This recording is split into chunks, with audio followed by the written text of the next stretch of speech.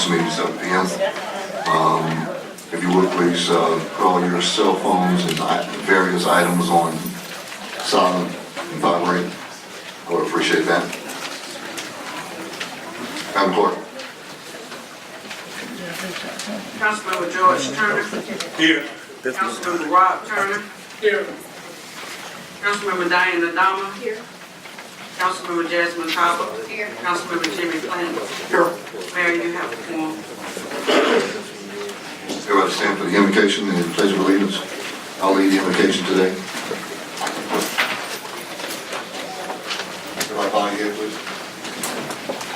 Father, thank you for bringing us together. Thank you for bringing us together safely, to be able to make these meetings and handle the business of the city. Clear our minds so that we can do the right thing. Make sure that we take care of the folks that are looking after us to be able to look after them. Give us strength and guidance to make sure that we're clear about the things that we do in the business that we handle at hand here at City Hall. In your name we do pray. Amen. Amen. Please believe.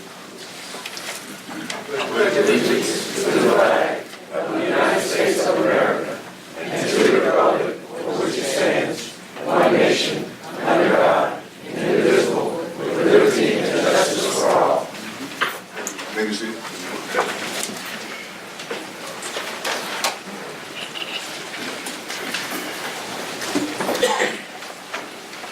Council, look over the adoption of the city council agenda for today.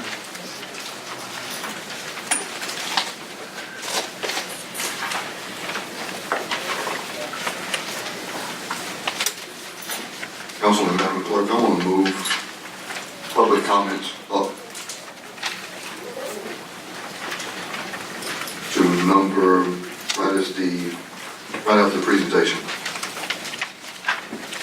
So we'll go from presentations, public comments, then agenda item. After the public hearings, but in between the agenda items.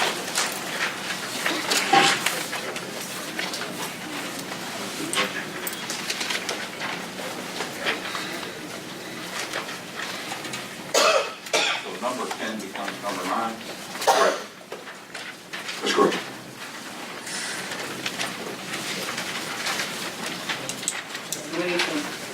Are we voting on each change individually? Madam Clerk? You need to adopt the agenda if you want to adopt the agenda with this change. Right, so if there's other changes, You should need to give me. Can we do them all at one time? You can do them all at one time, or you can do them separately. It's up to you. I had a recommendation for change as well.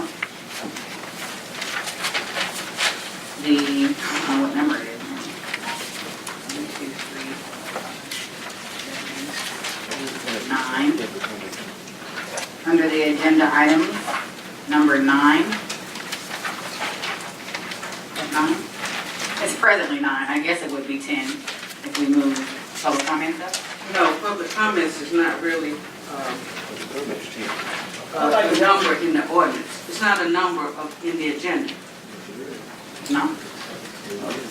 It's number 10, but it's not like your agenda items are 1 through 9. Those are the agenda items. So which one were you trying to move? Okay. Well, I'm trying to get our attention to the Roman numeral that says agenda items. And I would like to recommend item number 4, 5, and 6 be deferred. On what reason for deferring? There are 2 reasons. One, we are actually currently in open and ongoing negotiations with a vendor for these exact services. Also, the council requested a large amount of information be presented to them so that we can review everything that's happened or transpired with the negotiations. Some of that information was provided today, some of that information has not been provided. So I would like to suggest that we defer those 3 items until we can collect all the information and have ample time to review that. So let me chime in on this. A couple of things. One is that we're in discussion, yes. So I'll chime You in. voted? Councilwoman, I can make my comments. You cannot Thank you. comment. Thank you. You cannot comment until we're in Thank the you. discussion phase. I can make my comments as chair. My comments is this, is that we've effectively stopped that from happening in work session, so we didn't talk about it. Now, here we are, a city council meeting, and we want to take these items off the agenda when two things have transpired. One, during these negotiations, you all have had, the council has a representative sitting at every meeting for these negotiations. That's the first thing. Second is that the management and city council is ready and prepared to give their findings with regards to these negotiations, which have been 3 months now. So I don't see any need to take these 3 items off the agenda. I respect your opinion. Thank So you we for have to that. vote on the approval or not of the said change.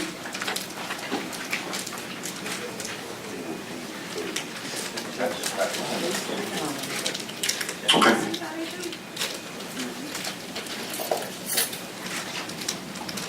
So should we take each recommendation separately? We can take each recommendation separately. Would you like to take yours first? Do public comment? Thank you, Ms. Chair. I appreciate that. Or we can do mine first. Whichever you. Either way. So, may I have order, please? Thank you. May I have order?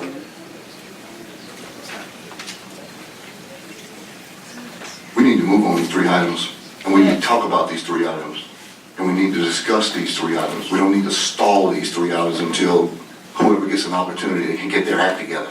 They should have their act together by now, because what's on the agenda also is a presentation from Grice Consulting. All right? So we've had plenty of time, council and council members and individuals, along with staff and the city attorney, to make these determinations, to be able to have a conversation about it and make a decision on it, as we said that we were going to do. Now we get here and we're playing blocking and tackling, and that's what this is, make no mistake about it. So, having said that, I want to move to keep this agenda the way it is, and moving public comments to number 10, as we talked about. Yes, ma'am.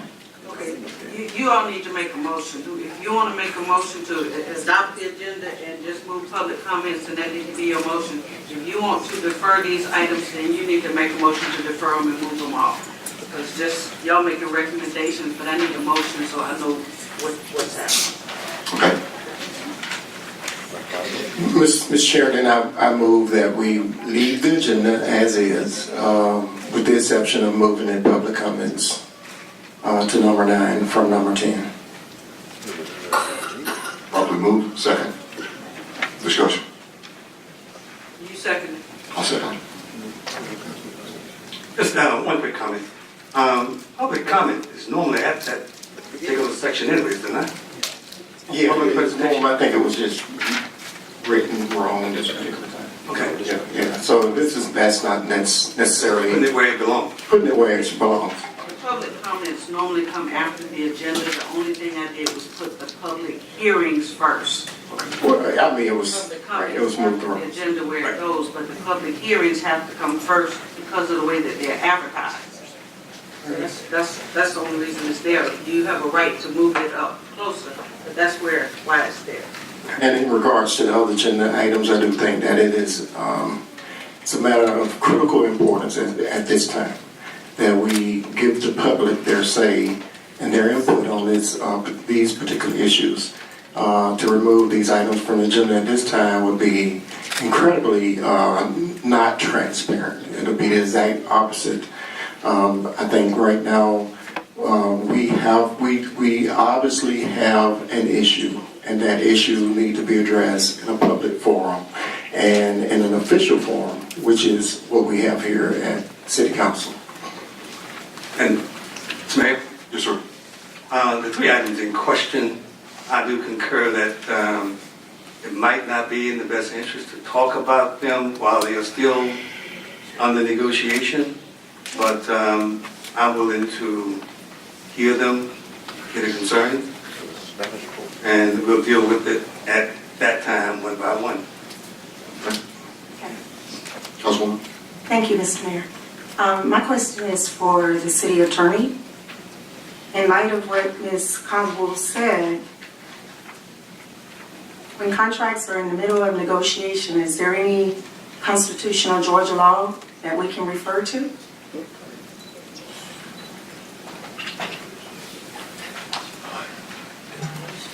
excuse me, none that I'm aware of. It's a matter of what the pleasure of council is, and as long as council is acting within the authority that it's able to do so, then it may do so. In other words, what you're asking, in my opinion, is there something illegal about discussing this now? Maybe not exactly illegal. I'm more concerned about the integrity of the process and discussing these items without actually they haven't come to fruition yet. We're still in the discussion phases. And so I would imagine that, these meetings are recorded, they're taped, they're shared, and I'm just concerned about the information that we're discussing. It's not finalized yet. Well, there's, and if I may relate back to whenever that meeting was, when this was coming about the first time, and the motion was made from this council, I believe you made the motion, Mr. Tom, to say you're going to negotiate with these people, Mr. City Attorney, go do it. That was based upon, and council voted that, and that's what's been done, and that's what's continuing to be done. So let me finish, okay? So I guess what I'm trying to get to is you can vote it up or vote it down. I mean, that's your prerogative. I mean, there's nothing here that says that this is certainly not out of order. This is not out of order. And it's certainly not putting the city in any precarious position by having the conversation. If you choose not to have the conversation, then so be it. You don't have an argument with me about that at all. May I ask for a motion to be repeated? The motion is on the floor. Councilman Clinton? Sir, I can repeat it, or we can have the clerk read it. The motion is to leave the agenda as is and move public comments up before the agenda items, which is number 10. Thank you. And I second it. Right. Right. Yeah, second. Call for the question. All in favor of the motion, say aye. Aye. All opposed? I'd like to offer a motion that we remove items.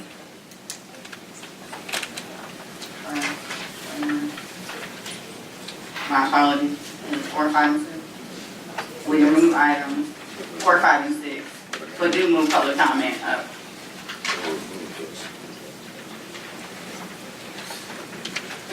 Maybe. Motion on the table, is there a second? Second. Motion on the table, and it's a second. Discussion. Again, I will just repeat, to remove these items from the agenda it will really disrupt the transparency that we are trying to project in this city. There is absolutely no reason to discuss these items. It does not hinder or interfere with negotiations. What this attempt to do is to go back and review and see and make certain that we are doing the right thing. This is not about a particular vendor. This is about following legal, practical procedure that every city council person should be married to. But I do believe that it does show good faith if because we are in open negotiations, that we maintain where we are until we get more understanding, more information, and allow the vendor that we're looking at to make their presentation. The problem that I'm having with that, Councilman, is that we're doing this out of order to start with. And my comment to that is that we're negotiating with a vendor out of compliance with regards to our purchasing policy. And we're pushing this back, pushing it back, pushing it back. Now 3 months have passed. Now here's an opportunity for us to talk about it and to make some decisions in front of everybody, and we want to run back collectively to the closet. This is a problem that I'm having. Because now it doesn't fit what you all wanted to do with regards to the council. We just finished in work session, so you effectively stalled it there. Okay, I'll give you that for that. That was good. Now we come out of the city council meeting and you do the exact same thing, and you all are actually getting ready to vote for it to make it go away. So that even the people that come here, they have their say, to understand where we're going. And yes, we are in discussion phase, and I can make this discussion right now. They don't get a chance to hear the information. But you all have had 3 months to hear the information. You all had 3 months to talk to this vendor, who we shouldn't be talking to at all to start with. We should be taking a vote with regards to issuing an RFQ or an RFP for $3 million. Excuse me, $3+ million, almost 4. So if I sound agitated, I am. Because we're not going anywhere. We're not doing anything other than blocking each other from having a conversation. Mr. Mayor? Yes, sir.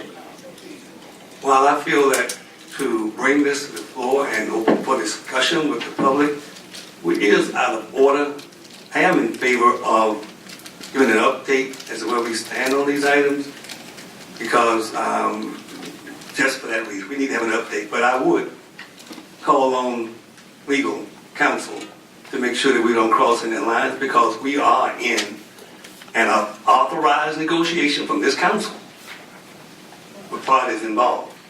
So given that, I think we are really treading on thin ice, but I still think it should be, well, we have an opportunity to give an update and to answer some questions that may not be directly related to the negotiation.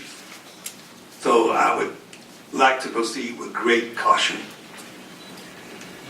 In that case, may I make an alternate motion, substitute motion, in that we remove items 4, 5, and 6. We move the public comment up, but for the presentations, we substitute the presentation for an update on where we are with SPLOST management, with the exclusion of contract negotiations and its specific details. Did that, sorry, let me let someone say. I second it. And if you don't mind, Councilman George Turner, did that kind of cover what you were asking? I think that puts us in the same position. We still want to hear what's happening in these categories without interfering with the negotiations, and it's going to be very, very sensitive to do that. But since we are here, it may well do what we want to do. So properly moved and second. Discussion. And Councilwoman O'Donnell. So how do you propose to do that when we have specific prices that they've submitted, when they have specific issues that they've submitted, that they've sent in, that they sent to council and mayor and city attorney and city staff, just today as a matter of fact? So who's going to be the guard dog for, don't say that, or you can say that, or you can't mention that. Frankly, given the fact that it's not anything, and this is my opinion, that any documents, any discussions, anything that's there could be talked about in this meeting as far as where we are. I mean, if you're going to discuss as far as where we are with respect to the negotiation process that I and the city manager were directed to proceed with, I'll be glad to do that. But it will also entail what the issues are and what the discussions are. And Mr. Joyner has made an analysis as to what the new proposal that's been proffered that's there, and certainly we can talk about whether or not what the purchasing policy says, and whether or not this council desires to go forward with an RFP or not.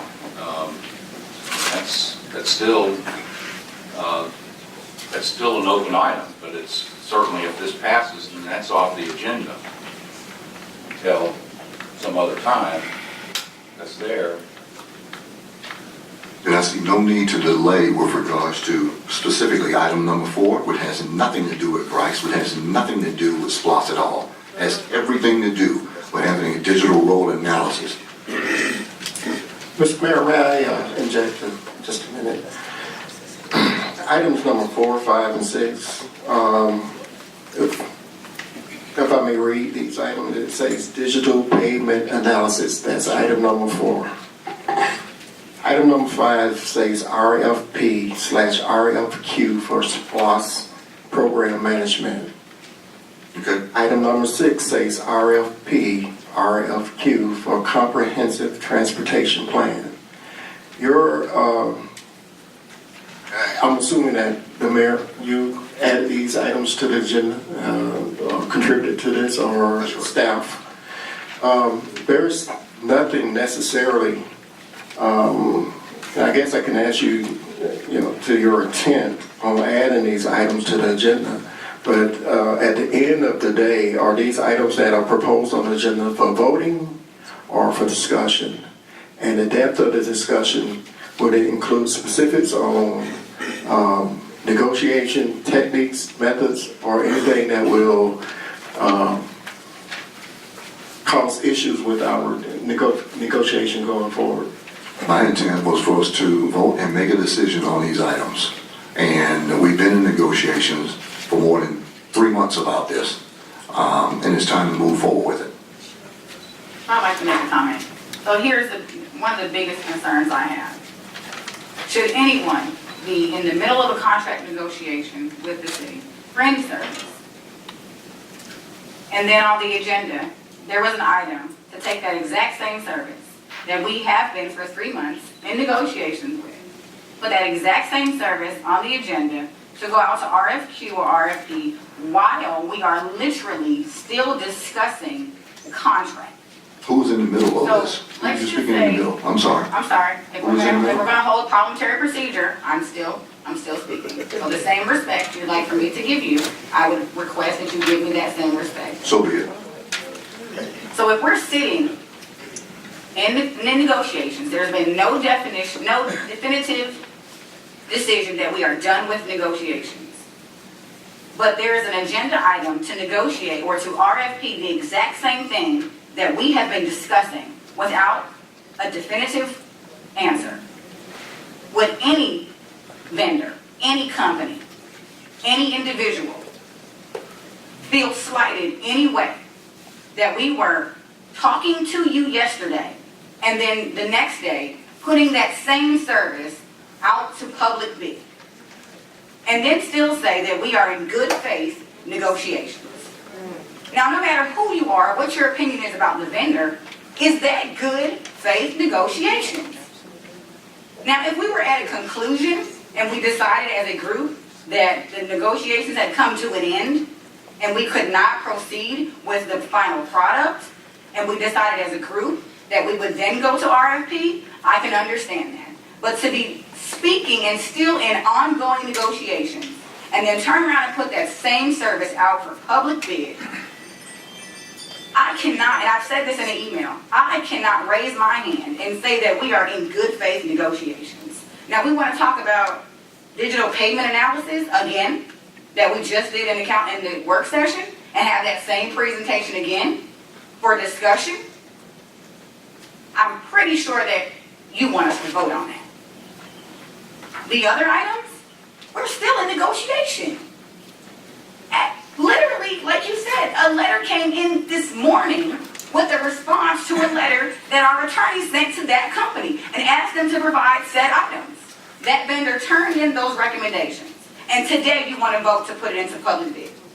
It is clear that we are still discussing this. So how is it that we can say with good faith, by putting it out to a public bid the very next day, or I'm sorry, the same day? And I apologize for my tone. But I'm just trying to make sure that we are continuing good faith despite the personal vendettas we may or may not have. Anyone would want that same respect. So my recommendation is for that purpose only. Give the respect to the process and then move from there. Can I speak now? I'm done. Okay. There's nobody that has been in the middle. Order, please.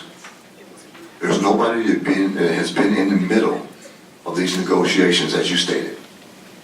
There's nobody been in the middle of this. The folks that you asked, that we voted on, that I voted against, along with Councilman Clinton, you all demanded and commanded city attorney, city manager, and staff go and negotiate in good faith with Rice Consulting. So they've been doing that for 3 months. Now, here it is, they're here. They're here on the agenda. How is it fair for other folks that want to put their proposal in with regards to a 6-year contract with the city? How's it fair to those people? That we didn't send this out for request for qualifications, or we don't send it out for request for proposal. There is no place on the planet that you can go to where somebody hands you a $3.7 million contract without doing that. Hello. And that is the bottom line to this. We can be mad about this all together. We can all think that it's some vendetta, which is not.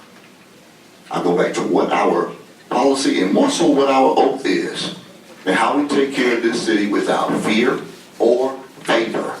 This is favor. Because if it were not favor, we will have an opportunity to pick between some competent vendors, 3 good other vendors that we don't have any relationship with at all, to be able to do that. But we're not doing that. We effectively didn't even talk about it in work session. So don't tell me about what you think is fair or not, because what's fair is that what is the best opportunity that we're able to take care of our money for them. That is the most fair thing that I consider. So we can go back. I mean, we're at the point where we can't even make a decision on some work that they can't even do. They can't even do a digital road analysis. Period. You know? So no, it's not crossing the line. They are not qualified, nor can they do a digital road analysis. And we put that out to see what companies can be able to do that. And we did. And now we can't even decide on that? No, it's wrong. I don't care how you cut it. It's wrong. So here we are back at the same spot again, where we want to not have a conversation with regards to it. Or Councilman Turner, which I think you had a good suggestion, we should at least talk about it. There's no hole for us to run into. There's no corner for us to hide. This is the big elephant in the room. This is what this thing is about. And we should come to some decision on it and be able to at least talk about it. Well, you did mention that you wanted us to vote, so that's more than a discussion. But I'd like to also add that our biggest contract to date with CH2M Jacobs was not out for RFP. Yes, it was. It was not out for RFP. Yes, it was. It did not go out for RFP. 2 companies competed for it. They did not compete through an RFP process. They competed through a proposal process in a presentation, just as we've done every other contract we have to date. That is not true. To date, we have not done, as a city council, we have not done an official RFP for any contract. And to date, CH2M is by far the largest contract that we have, and it did not go out to RFP. There were 2 proposals, one from CH and one from IB, some other company. They were proposals, not RFP process. We have yet to do any RFP process to date. It was always a proposal format. Well, that's why it's on the agenda. Not only were they proposal format, we have done that before the purchasing policy was adopted. CH happened before the purchasing policy was adopted, and since the purchasing policy, we have still not taken any contract to RFP. We didn't even RFP the attorney's services. No service has been to an RFP process before the adoption of the purchasing policy, nor after the adoption of the purchasing policy. Well, the digital road So analysis. if we did, it has not gone to RFP, sir. You presented 2 proposals for the digital road analysis, and it has not gone to RFP. Even Quicket was the only service that was recommended to go to RFP after the proposal was presented by staff.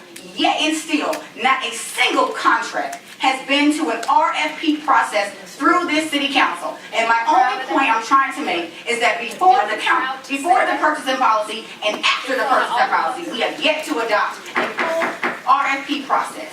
So if we're using the excuse to now go to an RFP for a very specific contract, then we ought to go to an RFP for every contract we've adopted prior to the purchasing policy and after the purchasing policy. Yes, you should. My only point is that we cannot determine that we'll use this contract to be an example for an RFP process when you've had contracts before this one who did not go through an RFP process, and CH2M Hill is by far the largest contract without an RFP.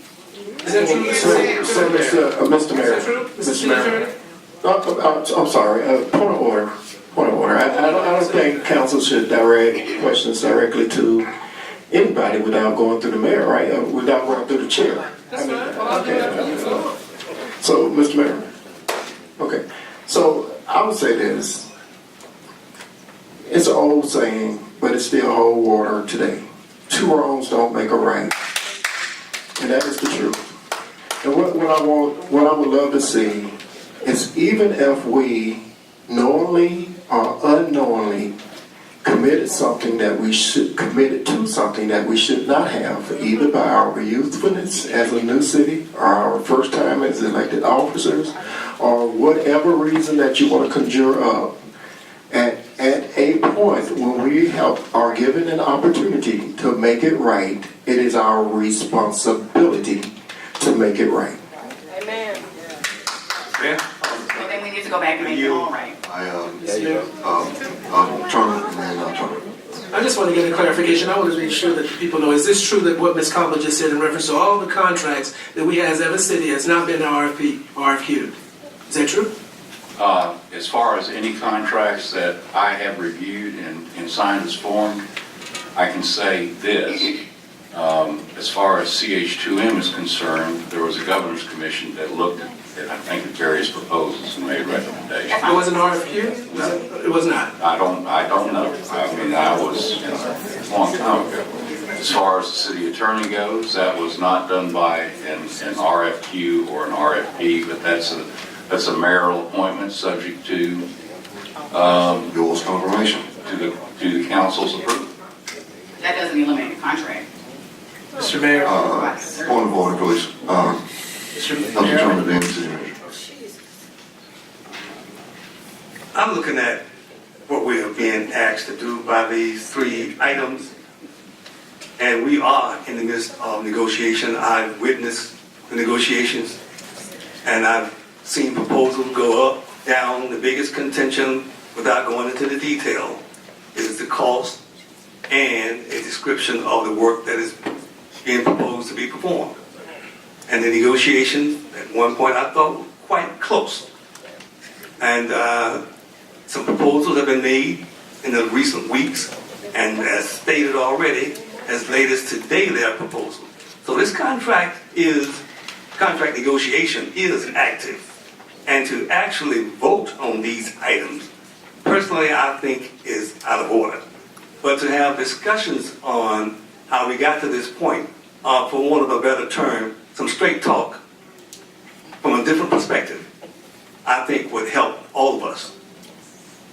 So I'm willing to talk about it without going into the details of this contract negotiation, because I think we'd be in great violation. Then if that's the case, Councilman Turner, I'm sorry, the City Manager. Just wanted to clarify, the probation services did go out for RFP process. Just wanted to make sure we're clear. Thank you. There's only one bid received, but we did do an RFP for probation services for courts. Who was the committee who scored that or reviewed that? Staff reviewed it, but there was no cost to the city in this case. It was presented back to the council, just kind of let them know. But we did not conduct the RFP process. Maybe staff looked at the one. No, we did. When we put it out, we did an RFP, put it out, we received proposals in. We received one proposal. In this case, there was no cost associated to the council, to the city, so we presented that back to the council. But I just want to make sure for clarity's sake. Right, so we did do it. At the cost. Either way, we still did the process. Councilman Turner, since you've been sitting in the negotiations and not bringing up anything that's specific, there can't be a reason that we can't decide on this digital patient analysis. There just cannot be a decision while we cannot decide. I don't know what it's proper to say so or not, but I had an opinion earlier in the game when this was brought up before. Whomever winds up with the contract may choose a different payment analysis. It could be this exact one, but I would hate for us to pick someone and they come in and recommend someone else or choose some other method. But this is something that we could, and without going into detail, perhaps discuss. I add to the discussion. Councilwoman. Thank you, Mr. Mayor. I believe that good faith and integrity, it has to mean something more than just in word. But when I think about it with the CH2M contract, I believe we started out with 16 million. We went back, we did a 2.1 million budget amendment in February, which brought that contract to $18.2 million. I was reading today and I got some legal advice under the 2-year governor's transitional rule with new startups and cities, and I think I even had a conversation with our city attorney, where under that we're still well into that 2-year transitional. We started when, May May 18th, Oh, I'm sorry, May 18th, 17th, right? 17th.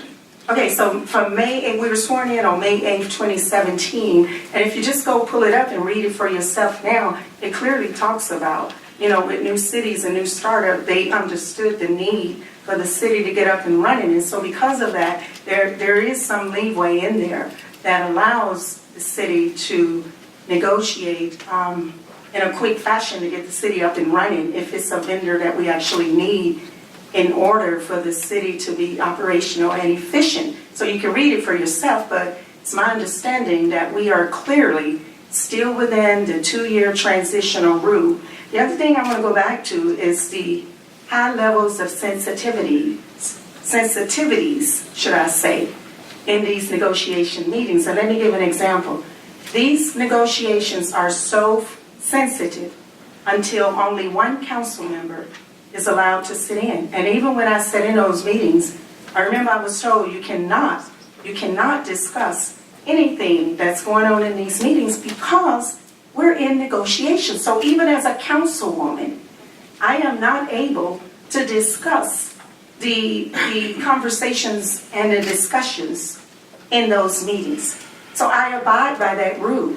But if we're going to have that rule, then we can't come out of that room and start sharing those discussions until we have come to terms with the vendor. This is about process. This is about procedure.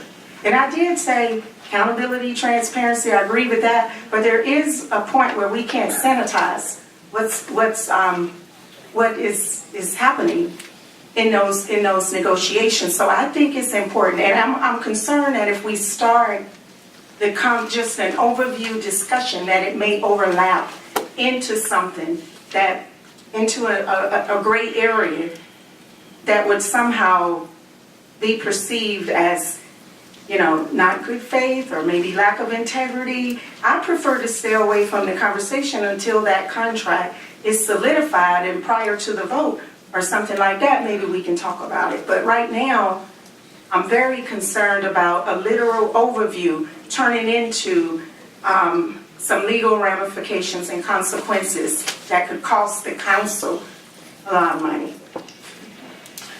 Councilwoman and council, just a mere tone of what we're saying here about finishing negotiations, about getting to a contract, about going down this street, in and itself already says that we have no intention at all of allowing other qualified companies or to look at other qualified companies. You all are trying to get to the end game with this one vendor. I'm trying to get to an end game with the best qualified vendor. That is the two different philosophies of where we are right now. That's where we are. I mean, it's the truth of the matter. I'm trying to get to the end game with the best qualified vendor. Some of you all are trying to get to the end game with just this vendor.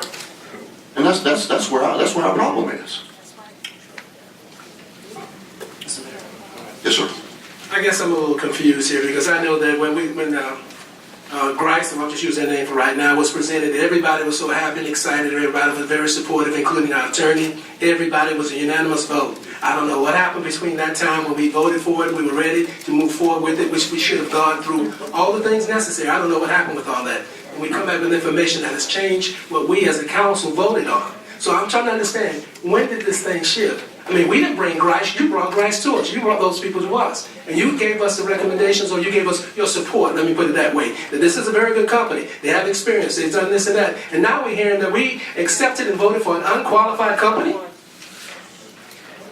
Mr. Mayor, You're asking a question, or you? I'm just making a point, I'm just Okay. confused. And then let me get some clarity on that, then I'll go to you, Mr. Clanton.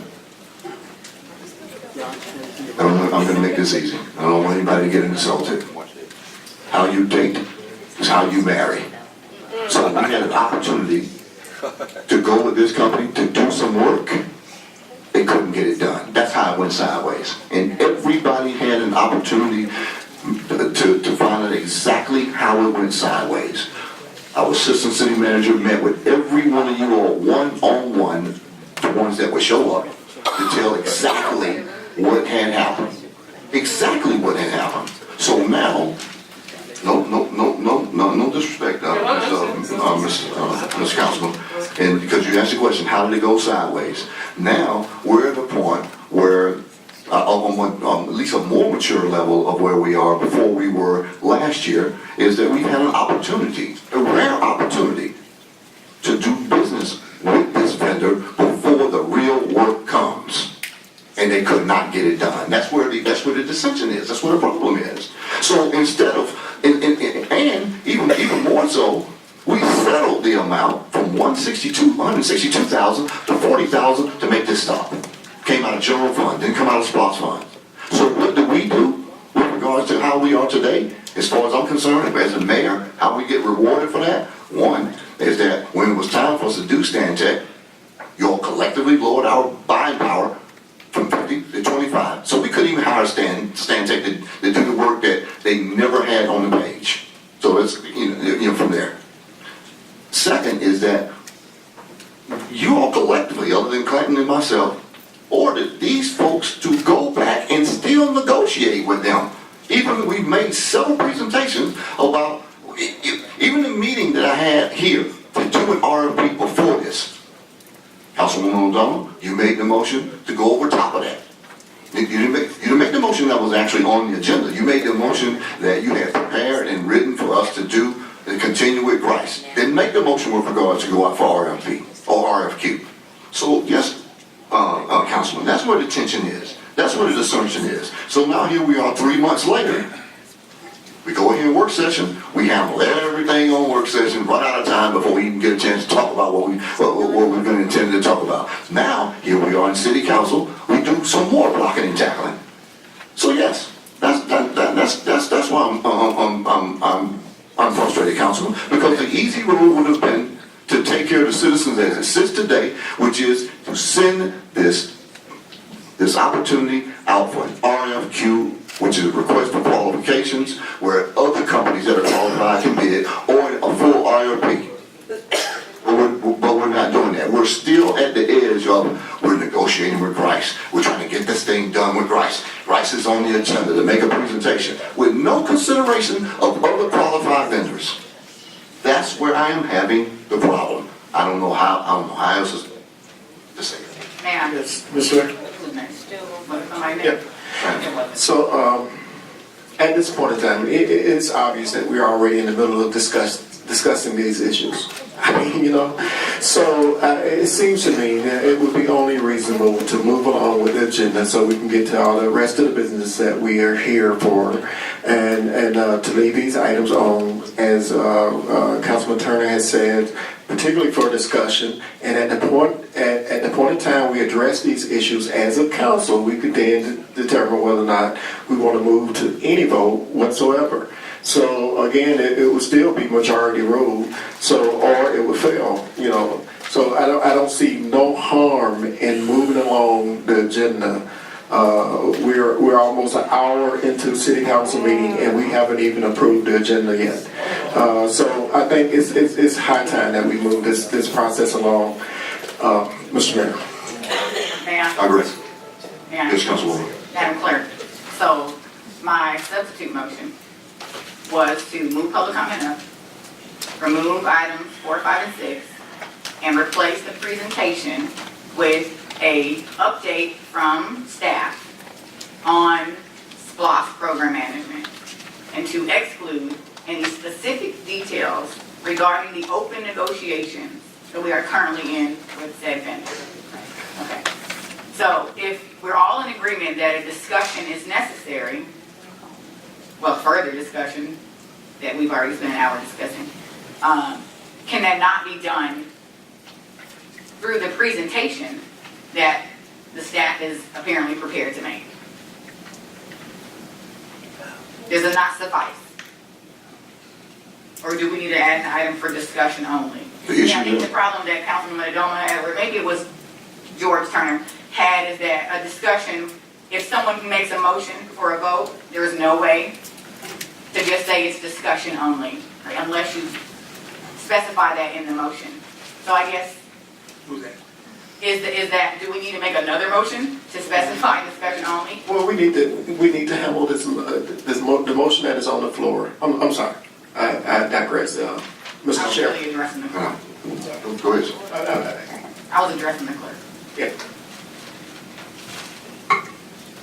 The motion on here right now is the motion that you just gave, so you all need to decide if you want to vote on that, or you want to make a substitute motion to be something else. That This motion is motion on the been floor. seconded. Yes, it was seconded by Councilman Adoma. Mr. Mayor, Yes, sir. offer substitute motion. Yes, sir. I'm going to accept the agenda by moving public comments to item number 9 and converting items 4, 5, and 6 for discussion only. Substitute motion has been made by Councilman Turner. Do I have a second? A second? Probably moving in second. Any further discussion? All in favor? Aye. Aye. Aye. All opposed? Aye.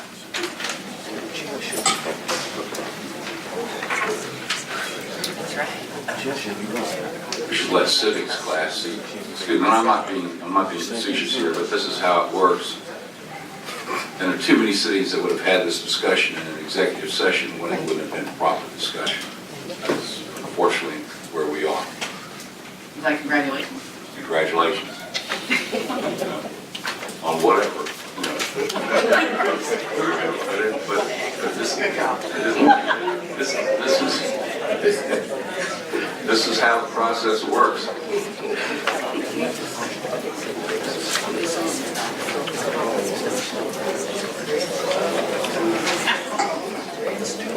I think you're on the minutes. That was it.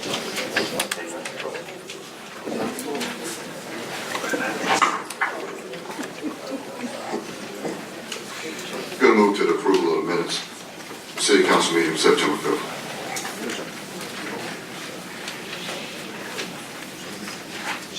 Give you a moment to peruse it, Council.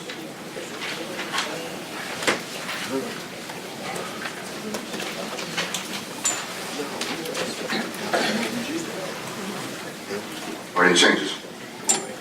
Yes, Mr. Mayor. Of course. On page 3, it says Councilmember Adoma asked if she could rescue herself from the city attorney. And it's, I think the word rescue is in there about 4 times. It doesn't say from the city attorney. Want to see if you're awake. Okay, and then the other one, if you can add, that Councilman Clanton had asked if we are hearing both cases today. Councilmember I Clanton, don't recall. Please check your notes. it's on the audio, and I listened to it right before I attended the meeting. That makes it right. And I can send it to you.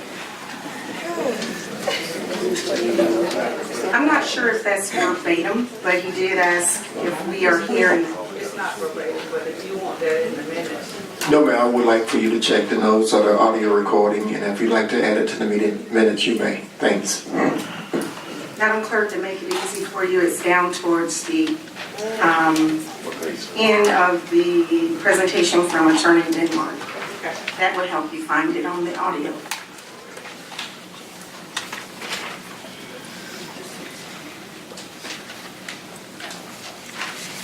there any more changes? Seeing none, I'll take a motion for approval of the minutes with the changes by Councilwoman O'Donnell and Councilman Tunney. Mr. Mayor, Sir. move for approval of the minutes from September 5, 2018 with stated corrections. I second it. Been moved and seconded. Is there any further discussion? Seeing none, all in favor? Aye. All opposed? Minutes passes.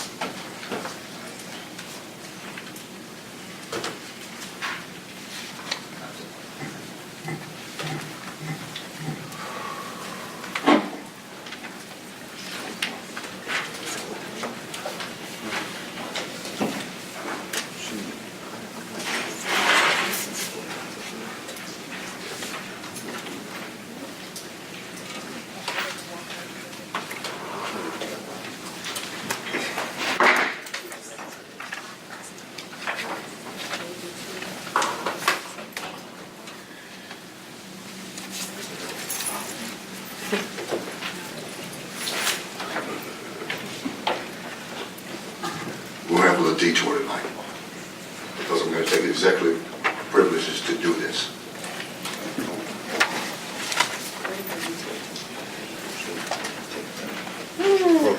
Well, I had prayer on whether or not I was going to make this.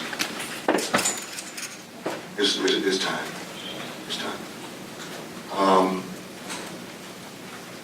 Of course, I can't do any more than what I'm doing. I was going to hold this as long as I could, but I see this is not going to make a real difference, so I'll be okay. I'll be okay.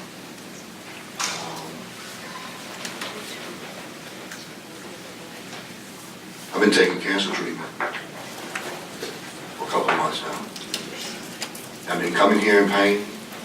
I've been coming here trying to work. I've been ignoring my family. I've been ignoring what my wife asked me to do.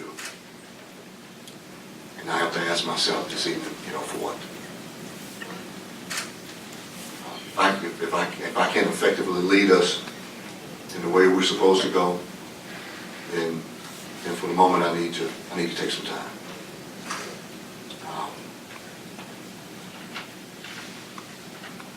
I'm going to be. I'm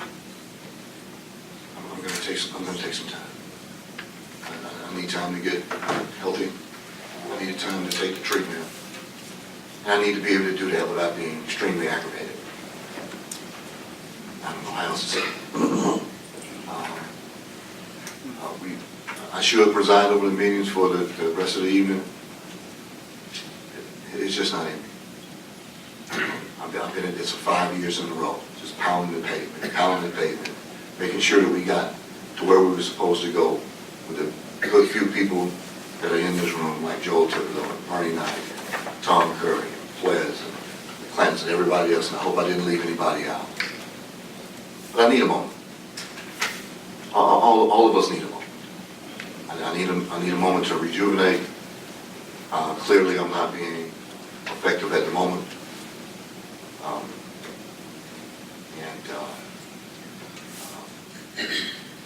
I had to pray on what I was going to say it today or not. But it was coming either way. And I'd rather you all hear it from me than to hear it with some nonsense that's in the streets. So I have no problems telling you all this. I can't endure the pain at the same time. So with that, you're in good hands for a couple of months with, if you will allow it, with Mayor Pro Tem George Truman. He has the strength and spirit for it. I'll still do the duties that you all have elected me to do, but I can't make these kinds of meetings right now.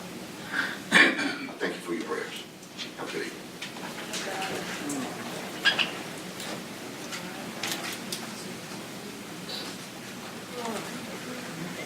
Hang in there, Mayor.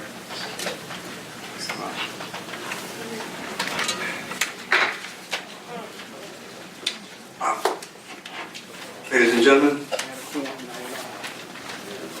I don't know your religious faith, but at this moment, I'm asking you to call on whatever powers you recognize. Say a prayer for our mayor. Please.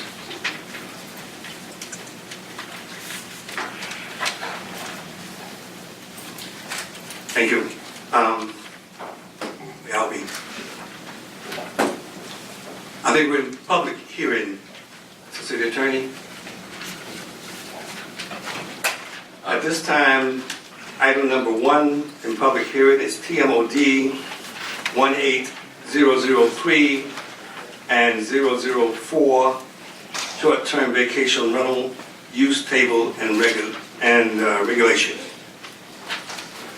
Yes, good evening, council. I'm here to present TMOD 18-003 and 004. This is the short-term vacation rental use table. Stop where you are. Mr. Attorney, last time we did this, we did not open the floor for public hearing. We'll open it up. After she makes her statement? After she makes her statement, then you'll open it for public hearing. This is for short-term vacation rental table and regulations.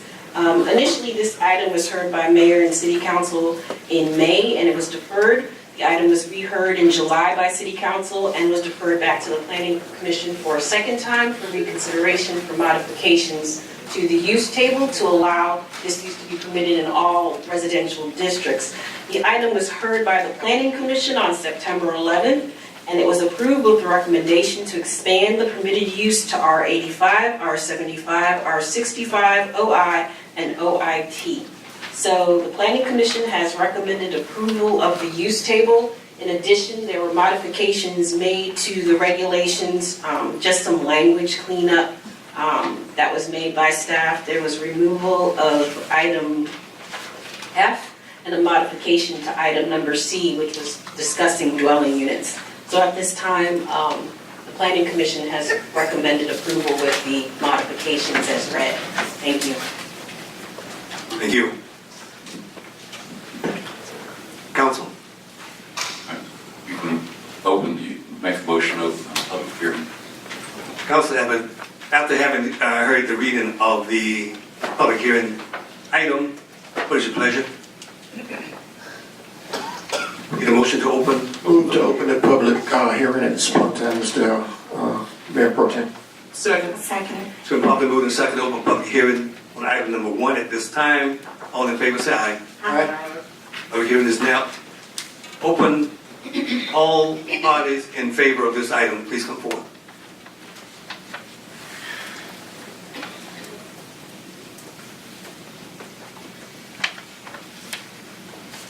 Well, this is a switch.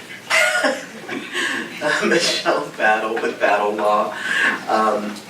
I actually vacillated as to whether I was going to come up in favor or in opposition. I believe what I heard staff indicate was that staff is recommending approval based on the recommendation given by the Planning Commission. Is that correct? Well, the Planning Commission is recommending approval. They recommended approval, and I thought that I heard you say that you all were okay with the changes that they made. We just recommended It is approval as per the Planning Commission.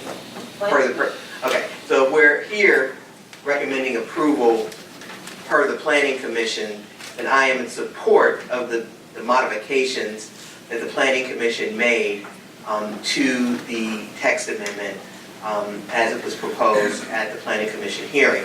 I think that it is imperative that the additional residential districts be added as recommended by the Planning Commission. Initially, we were only looking at, I believe, the RE designation, R100, and then it jumped to, I think, MR1, and then I think it was one other designation.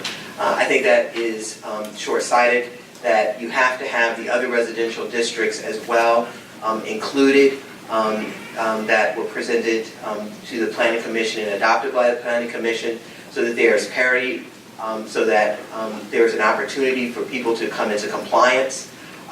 There was, to me, it's a gap if you don't allow that and there's no real rational basis for leaving out the other residential designations. So with that, I know that this is an attempt to try and put some bang behind the enforcement that code enforcement is doing. I think that there's an opportunity for people to show themselves to be willing to come into compliance with the rules and regulations that are presented. I think the other thing that I did mention at the last hearing, however, was that we have to be realistic that right now you may know by looking on VRPO or looking on Airbnb that there's someone is putting their unit up for rent in the area. I know I checked myself, there were over 40 or 50 locations already. To not pass this with those additional designations would put all of them pretty much in non-compliance or put them in being a legal non-conforming use, and how would you even be able to ascertain who was there or who wasn't there, because those are not the only two websites. There are many, many websites out there that allow for people to come in and use to obtain vacation rentals. And so I think that you have to put all those other designations in and give people the opportunity to come in and be in compliance, as opposed to putting all of those other property owners that are currently putting their properties out for short-term vacation rentals into, again, a non-compliant situation or a legal non-conforming status. Thank you. Anyone else in favor? Seeing no one. Those opposed?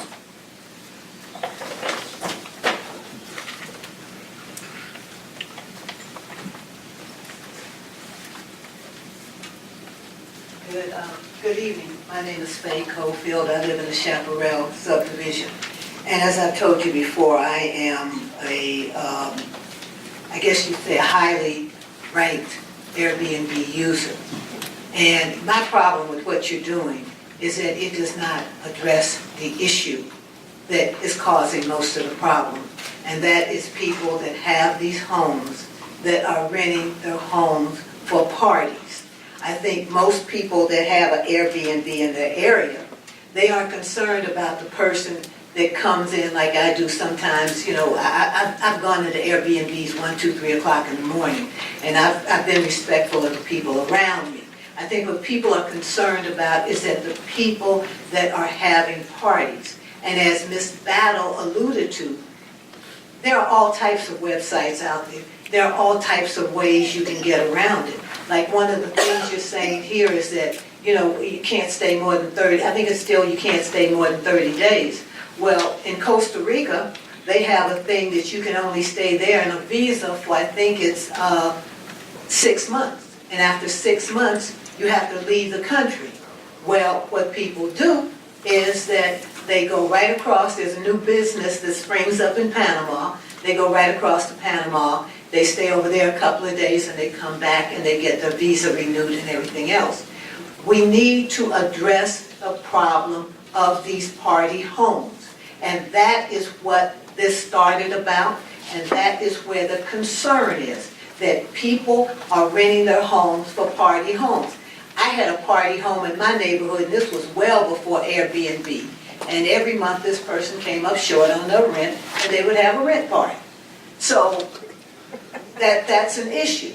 And you talk about Airbnb and HomeAway. Well, there's also Expedia does some of this. I think HomeAway is actually owned by Expedia. There's all kind of ways to get around it. We need a strong law that addresses the issue.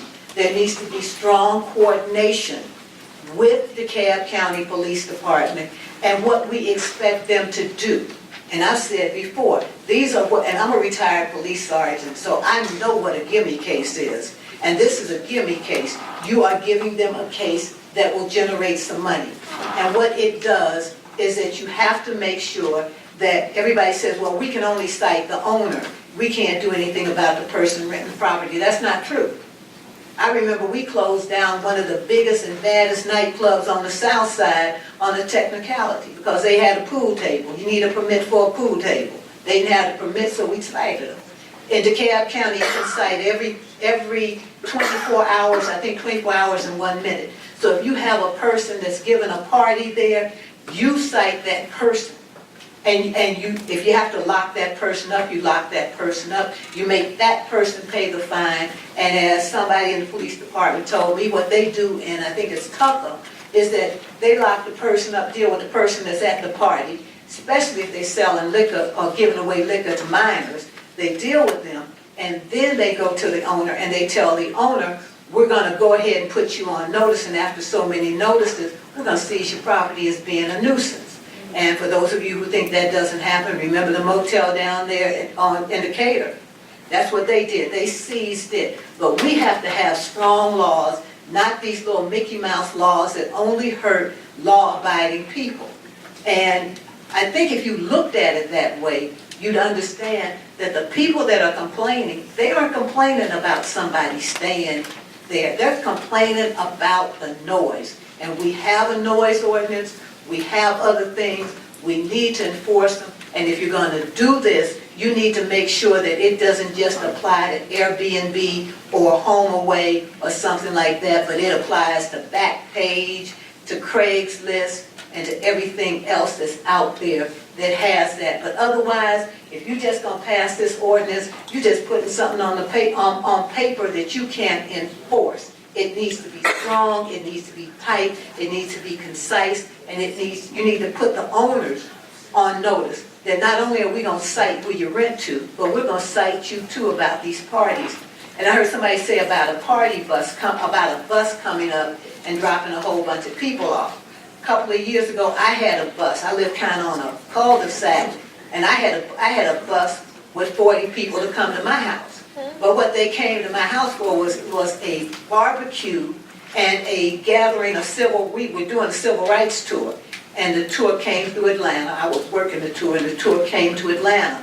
So just because you see a bus pulling up doesn't mean that those 30 people are there at a party. They came to my house, they had an intellectual discussion, everybody ate, I fed them, they jumped back on their bus and they went on about their business. But make sure the law is tight. Make sure you're just not creating something that's just there, that has no teeth, and does not address the issue that everyone is complaining about, which is these parties. And if you want a good look at how to handle it, Channel 2 just did a special on, believe it or not, what the city of Atlanta has done to get rid of the ones in Buckhead. So, like I said, it's a good idea, but it needs to be tightened up. Thank you very much. How much time is left? About 4 minutes. Sure, yeah, 3 4 minutes, minutes. 54 seconds, yeah. Anyone else in opposition? Anyone else in opposition? Seeing none, I'll entertain a motion to close public hearing. And properly moved and second, close public hearing on this item. All in favor, say aye. Aye. Motion carries unanimously. Now, council, discussion. I have a question for you, Ms. Yoder.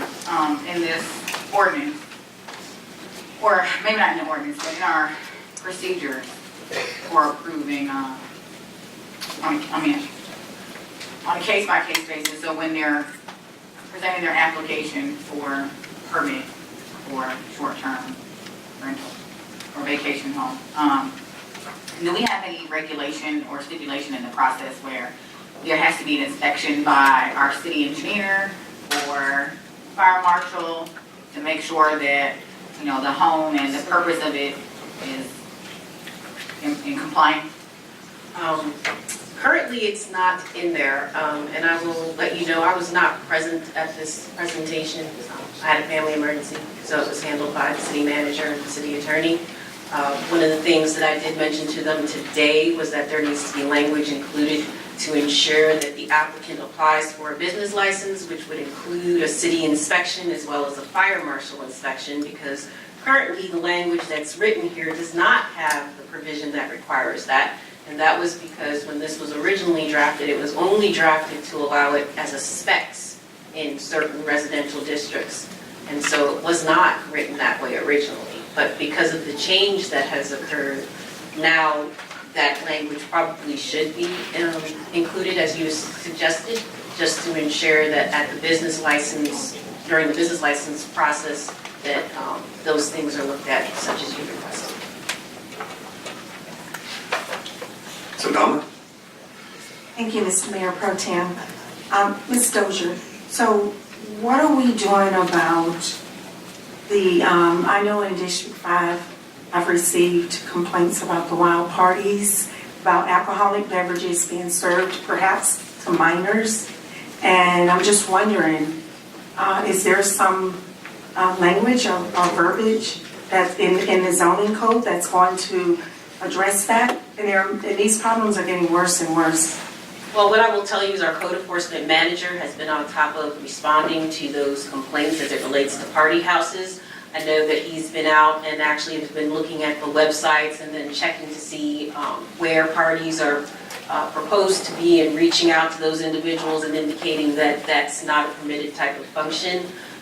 We do have a city liquor ordinance, although I will say I'll turn it over to you, the city manager or the city attorney, with regards to the detailed language within that provision, but I'm not sure if we have anything that specifically addresses youth and alcohol sales or alcohol in general. Well, I was just going to add that we have been working in conjunction with the DeKalb County PD as well.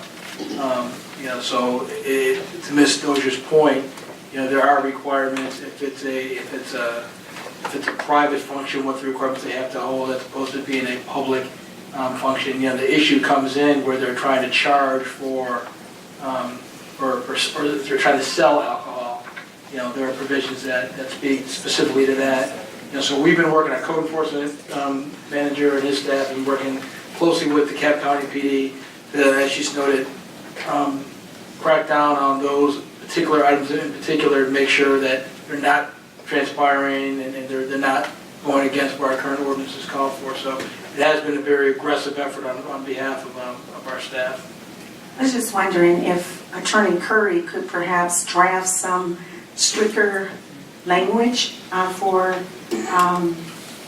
Well, we have a comprehensive alcohol ordinance, which is one of the first things we passed when we did the moratorium for purposes of dealing with the issues of sexually oriented businesses, as you may recollect. Of course, that was a long time ago, but that is done, and those issues are addressed there. And also in this particular ordinance that's before you, that you had reviewed before, there is a prohibition against using these types of units for special events, parties, or temporary outdoor events, either by the renter or by the owner or operator of one. So it hits both ways there. And if we want to just digress a little bit as to why we're talking about this now and bringing it back, the whole ordinance is now up for approval. I believe it was Councilman Clanton who said, let's not deal with all these slubs and let's make it permitted, which is what was done. And then the other was that there was some language that was inconsistent with each other, which was fixed. So really what you're voting on is the ordinance, so that we can have an ordinance in place so that we can start, doing the business licensing and those types of things. But as everybody will tell you, as things progress, and we had at the city county attorney CLE session in Athens last week, there was a whole discussion on the issue of ordinances relating to these, and our ordinance will change. It'll be moving. It'll have to do, but at least it's at the point now where it's ready for you to vote upon. And my opinion is that this gives an enforcement tool to our people that we otherwise haven't had, because we've had to deal with it as nuisance. We've had to deal with it in other manners, which are also still, those are available. Okay. You done? Anyone else? Yes, sir. I agree with Attorney Curry, and that previously I've asked that we look into this to a level where we can begin some level of enforcement from the city's point of view. And I do appreciate all the work that you guys has put into this. And I think that we're getting closer and closer, and I am aware of the talks that will continue in legislature regarding Airbnbs. But at this point, at this present time, what we absolutely must have is some semblance of order and restrictions and a way to enforce what's going on with Airbnbs. And I think a good starting point is requiring them to have license so that we will at least know where these operations are, the ones that are practicing legally. And, you know, at this point in time, you know, one of the few places you can go to get Airbnb information is, of course, on the internet. But what this would help us do is to follow where these locations are within our city and make certain that they are in compliance with our very, very strict code enforcement that addresses issues such as alcohol use, the number of vehicles that can be parked outside one of these properties, the number of individuals that can actually stay in these properties. And even if an individual wants to stay in their property for longer than 30 days, they can just move across the street to another Airbnb. There's nothing prohibiting them from being in a second Airbnb since they are always available. So we're not really cutting out long-term people that are looking to stay in our city on a long-term basis. So I'm in favor of what we have so far, and I think there's room for improvement. Anyone else? Yes. I just wanted to, City Attorney Curry, did you have a comment about adding the provision for the business license so that we do have an inspection by the city engineer and the fire marshal? I think that's a good point. We can either handle it here or go back and look at the licensing provisions and make sure that it's just uniform with all types of businesses that are there. And that, let's see what's there. Okay. But yes, we'll do that. Councilwoman O'Donnell? Yes, thank you, Mr. Mayor Pro Tem. Question for either Ms. Dozier or City Attorney. How many feet does the ordinance say have to be between each unit? Currently, we have put in the provision that requires that the short-term vacation rentals not be within 500 feet of another short-term vacation rental, bed and breakfast, boarding houses, transitional houses. So there's a group of houses that kind of accommodate, let's say, people that may be staying there on a temporary basis. So we put a distance in so that we don't have an abundance of these types of uses congregated within certain subdivisions or at certain locations. So we did put a 500-foot radius provision. How would we handle the situation if we currently have some that are in violation of that prior to, the city starting? Are we going to grandfather them in, or are we going to go back and enforce the 500 feet? What I would say is currently the city doesn't allow the use, so I don't know that it could be grandfathered in, but I would turn it over to Attorney Curry to address So that. as far as if there's somebody who's within that use area today, when we adopt it, they would be able to continue to use it, that use, but they would still have the license. It would be, you can't legislate away the use that they've been doing at this time. Once they sell the house, it will change. Anyone else? After hearing the discussion on this item, council, what is your pleasure?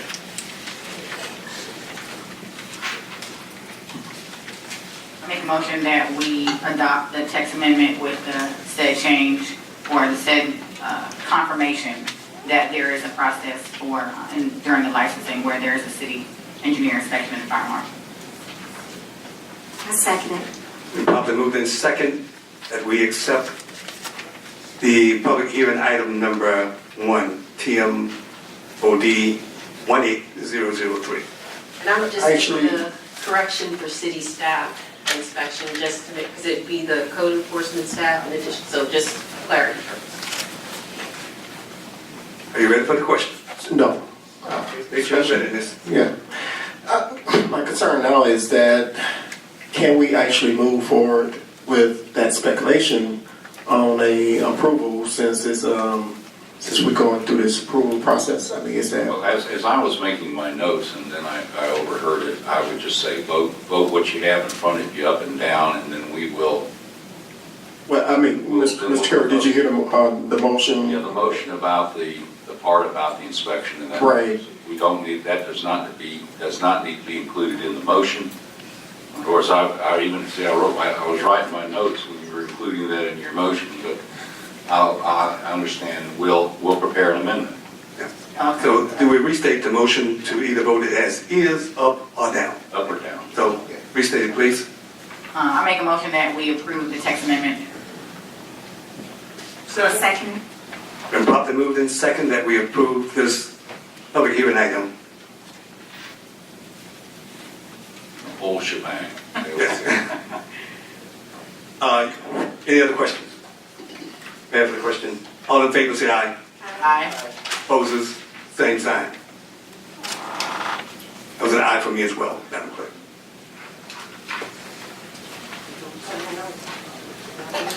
Thank you. Next item, number 2, is special land use permit 18-005, 6617 East Briar Drive. Yes, good evening again. This is a special land use permit for 6617 East Briar Drive. The applicant, Reva Usher, is requesting a special land use permit to operate a child care home for 4 to 6 residents in a small lot residential district. This item was heard by the Planning Commission on September 11th, and it was recommended approval with conditions. As you can see on the drawing up front, you can see the zoning map, which basically indicates which parcel this particular use would be located at, and once again, the Planning Commission recommended approval with conditions. Okay. Okay. Council, at this time, I'll entertain a motion to open the public hearing on this item. So moved. Second. It's been properly moved and seconded. We open public hearing for item number 2, special land use permit 18-005. Anyone speaking in favor? Say applicant present. Yes, ma'am. Oh, I'm sorry. Oh, you. All right. All in favor, I'll open the public hearing. Say aye. Aye. Opposers, say nay. Motion carries. Now, come forward, please.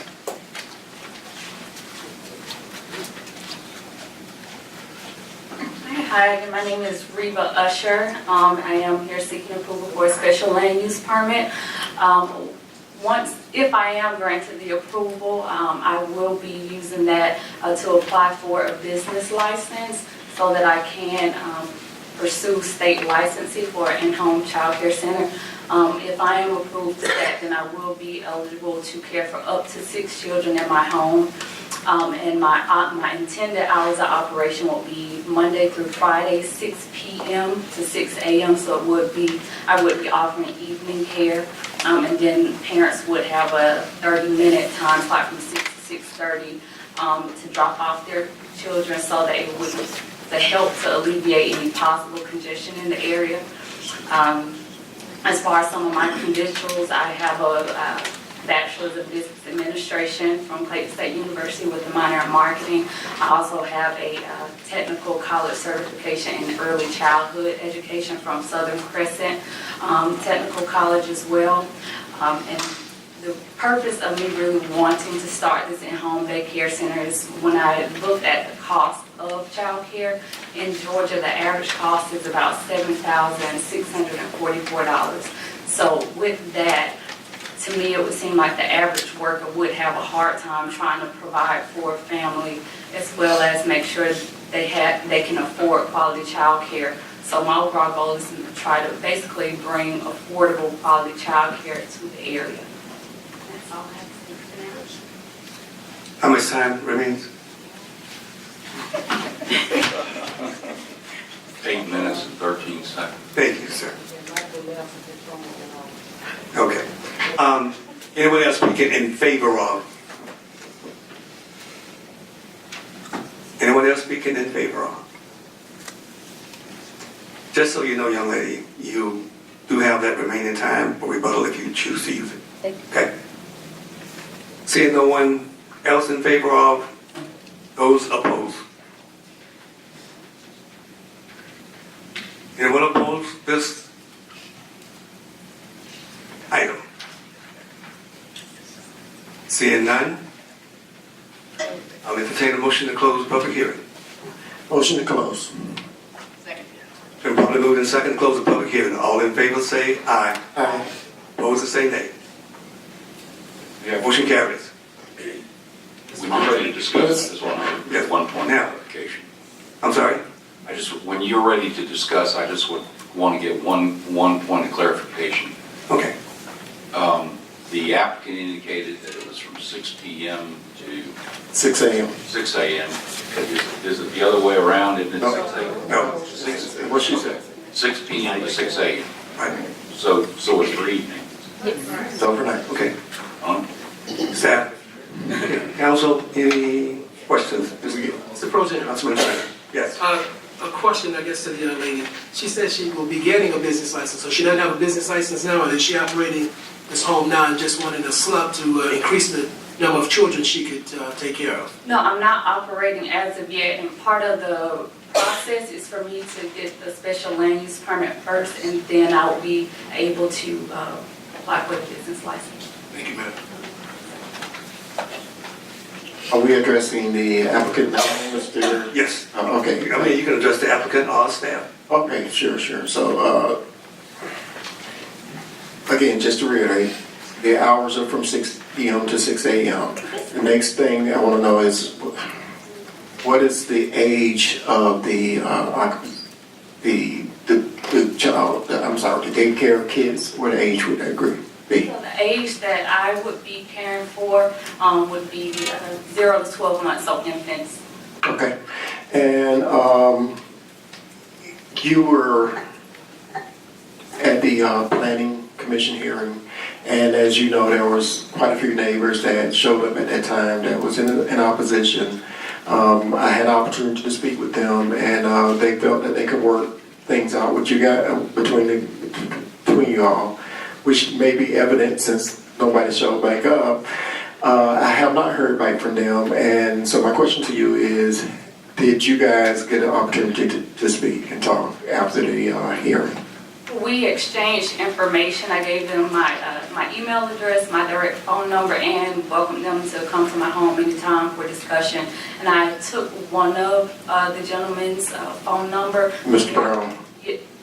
Or either Mr. Brown or Mr. Smith? I think it was Mr. Smith, but Right. we didn't actually speak. Okay, thank you. That's pretty much ties it up. Now,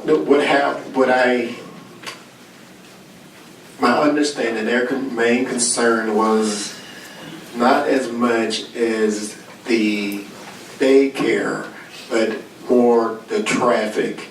And so my initial issue was that was a cul-de-sac. But as I found out, it is not a cul-de-sac. Is that correct? Correct, not the section that I would live in. Right, exactly. Okay, thank you. I had a question. Okay. Let's go with Councilman Cobb. This is for Ms. Dozier. And I could totally just be confusing this because we had applications a little bit different, but we've had applications in front of us that had a business license application and a SLUP simultaneously.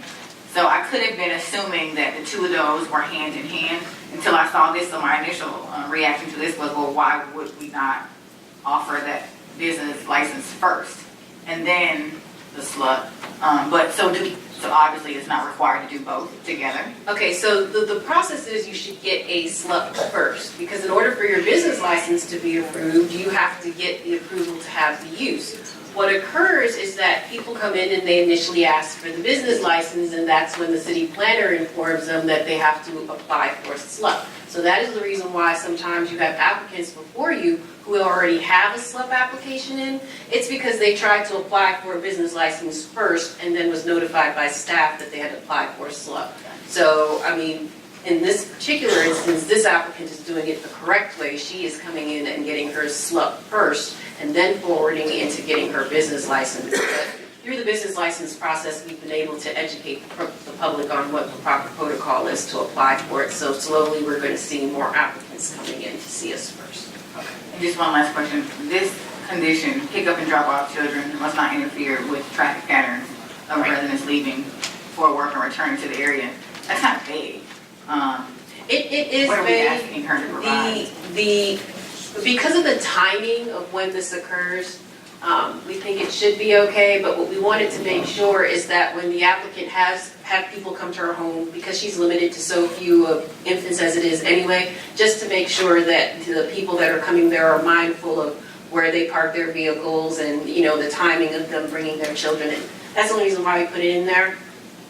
Usually I like to have subdivisions that have two means in and out, but it's not always the situation because we have older subdivisions where they only have one way in and one way out for everybody. So we just put this provision in just to add a little caution to the use itself to ensure that it didn't interfere with the residents that live in the area. So we're not asking her to provide us any kind of Traffic now, just to make sure that she informs them to be aware of their timing when they're coming in and going out. That's all. Okay. Councilwoman O'Donnell? I think the question may have been answered, but I got a question for the applicant. How are you today? Good, how are you? I'm fine. You mentioned that you plan to care for a maximum of 6 children ages 0 to 12 months. Well, I would be qualified to care for up to 6, but with Georgia state law, as far as infants, you can only care for 3. So I would definitely be sticking to that, so I won't break any rules. So it'll be 3 infants. Okay, and as of today, you are not actively caring for any children in the home? No, ma'am. Okay, thank you. Anyone else? I have a couple of questions. Staff? Not to challenge your knowledge of the Georgia law, but as she just stated, the state allows her to take on three kids. Based on the age, the city's ordinance is just addressing children, 4 to 6 children within the standard age limit, which is up to the age of 16 or something like that, I believe. But my question is, if she can get a state permit to take care of 3 and she only wants 3, does she have to come to the city for a special land use permit? Yes, because the use itself, childcare requires them to get a SLUP. The difference is the state has a few different rules as it relates to age difference in the amount of children, but the city ordinance does not. You just say childcare for a certain number of children versus the age specifics. So this is unique to Stonecrest and not to DeKalb County? I don't know that I would say it's unique to Stonecrest versus, I mean, I would assume DeKalb County would have the same regulations as it relates to the state, but I'm going to let Tom speak to that. Go ahead. It was likely an enforcement issue with the county. This was one of the reasons that we've had these issues with the SLUPs here, because the county was permitting these activities, and otherwise they likely should have been getting a SLUP anyway for use. Just because the state, if it's 3 or less, says it's permissible, that doesn't necessarily say it's permissible under your ordinances, which our ordinance says that's the case. Okay. It's a business. We trust, but we verify. I mean, I was just so familiar with that being a practice, I assumed that was the law in DeKalb County, and we did adopt DeKalb County's codes, and I was applying it here, that she could get 3 without a special land use permit. But now you're saying that that is what is required. Okay. The next thing is the size of the house that she is occupying. Does that meet the standards for 3? Well, for 6 is what she's asking for. We currently do not have a square footage requirement for the size of the homes.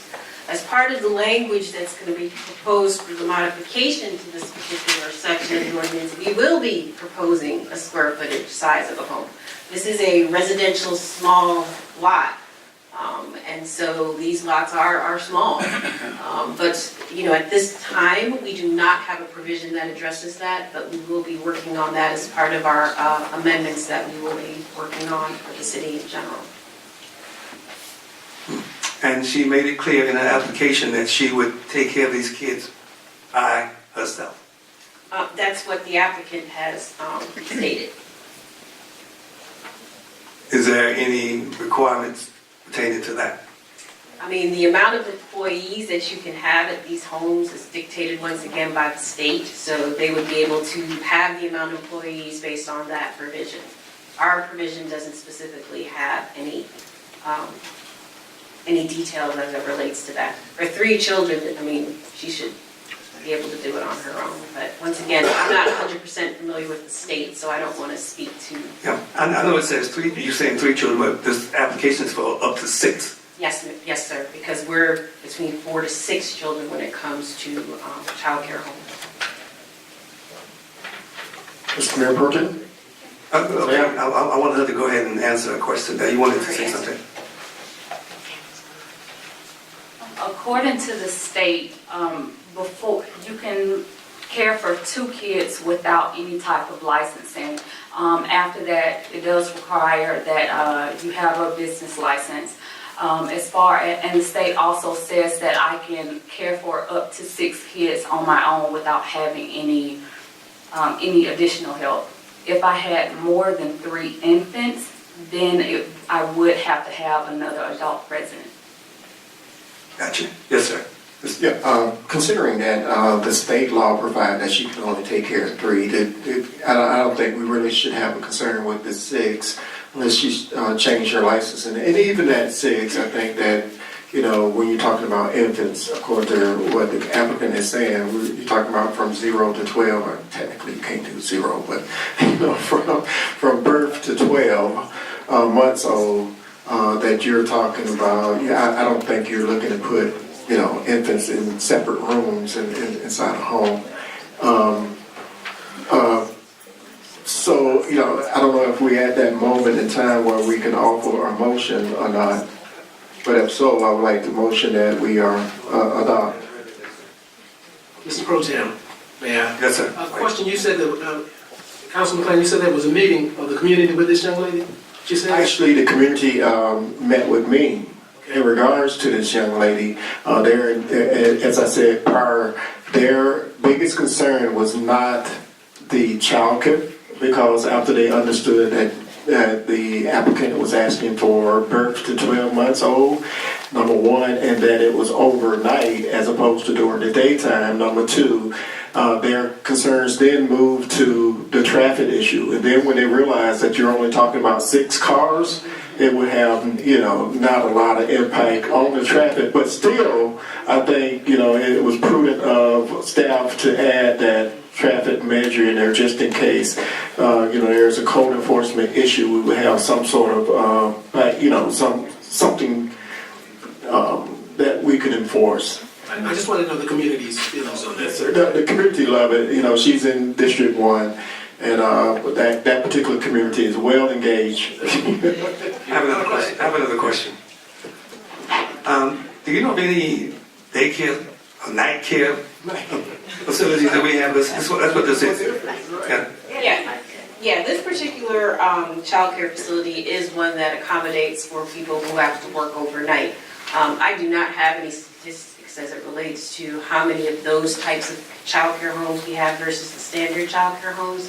You probably can see if you can conduct some research and find out the information and provide it to you at a later time. Well, just out of curiosity, I know we have some conditions. Could we condition this to only 3 kids?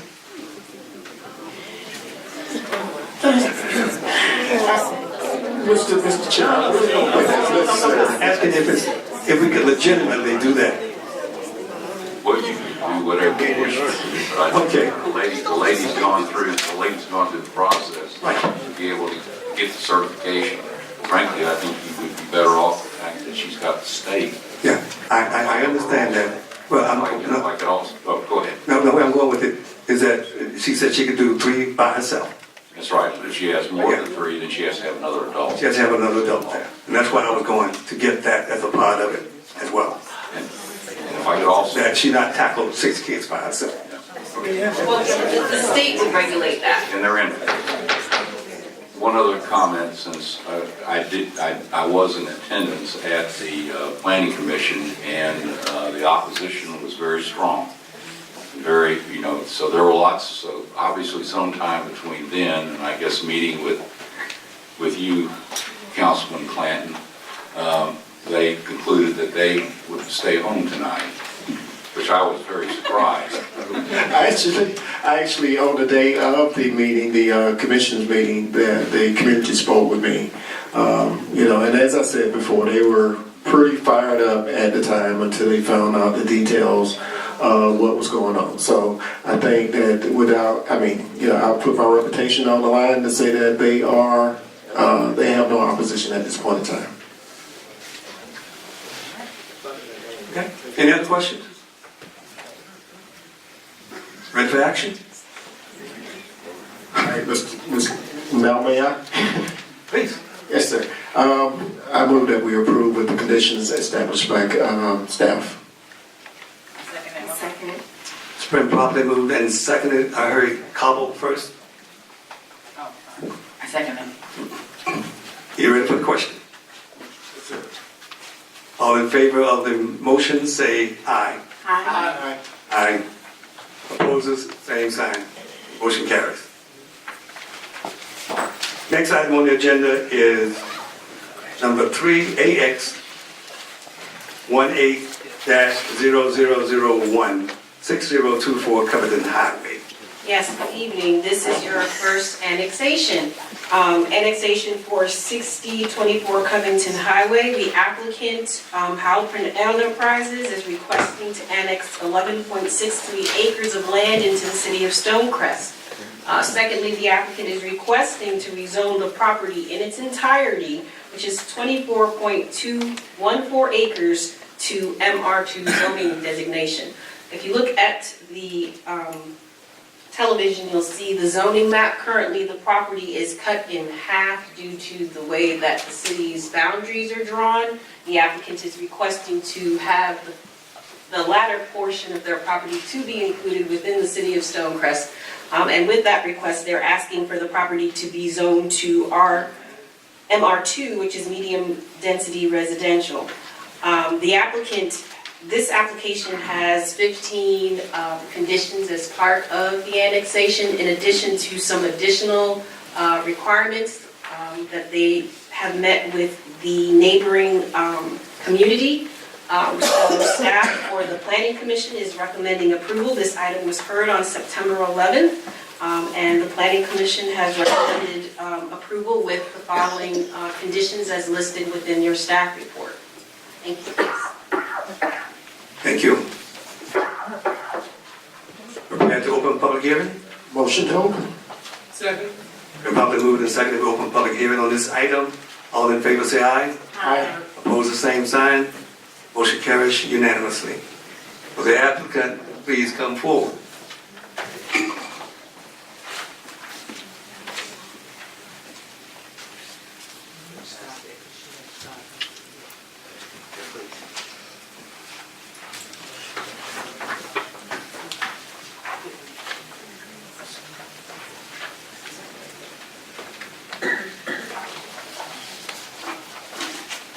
Good evening, Michelle Battle with Battle Law, representing the applicant, both Halpern and Rockland Homes.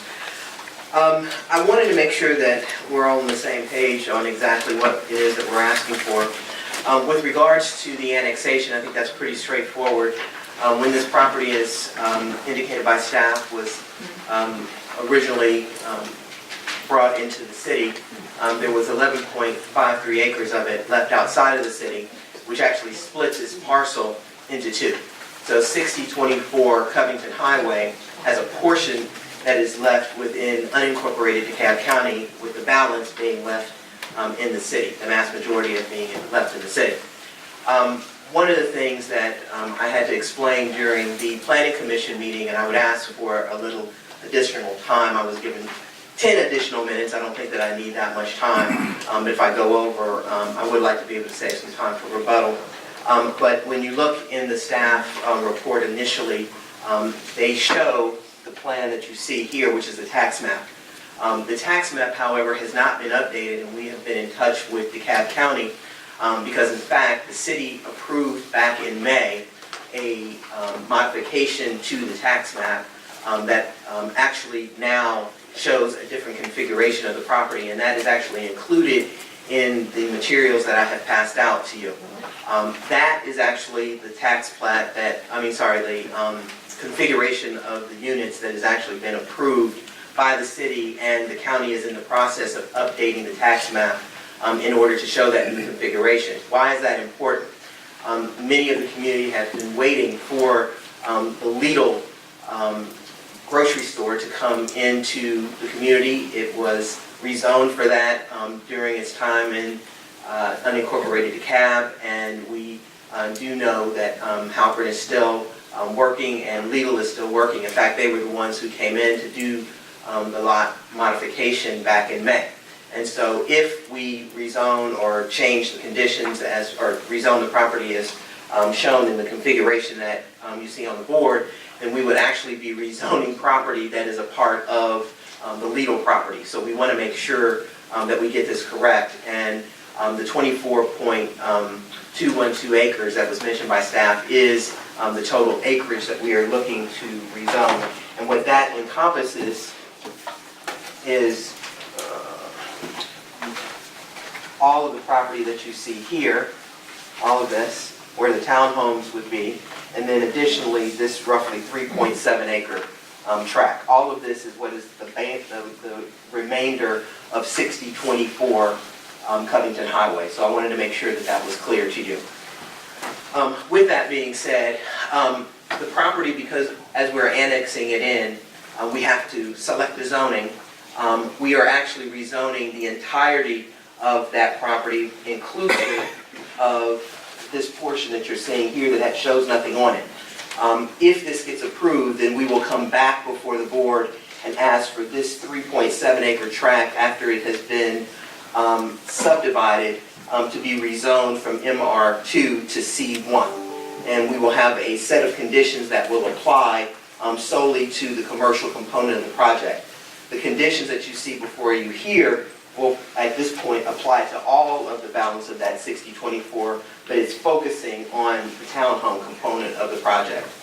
I have passed out to you the conditions that were recommended for approval by the Planning Commission, and those particular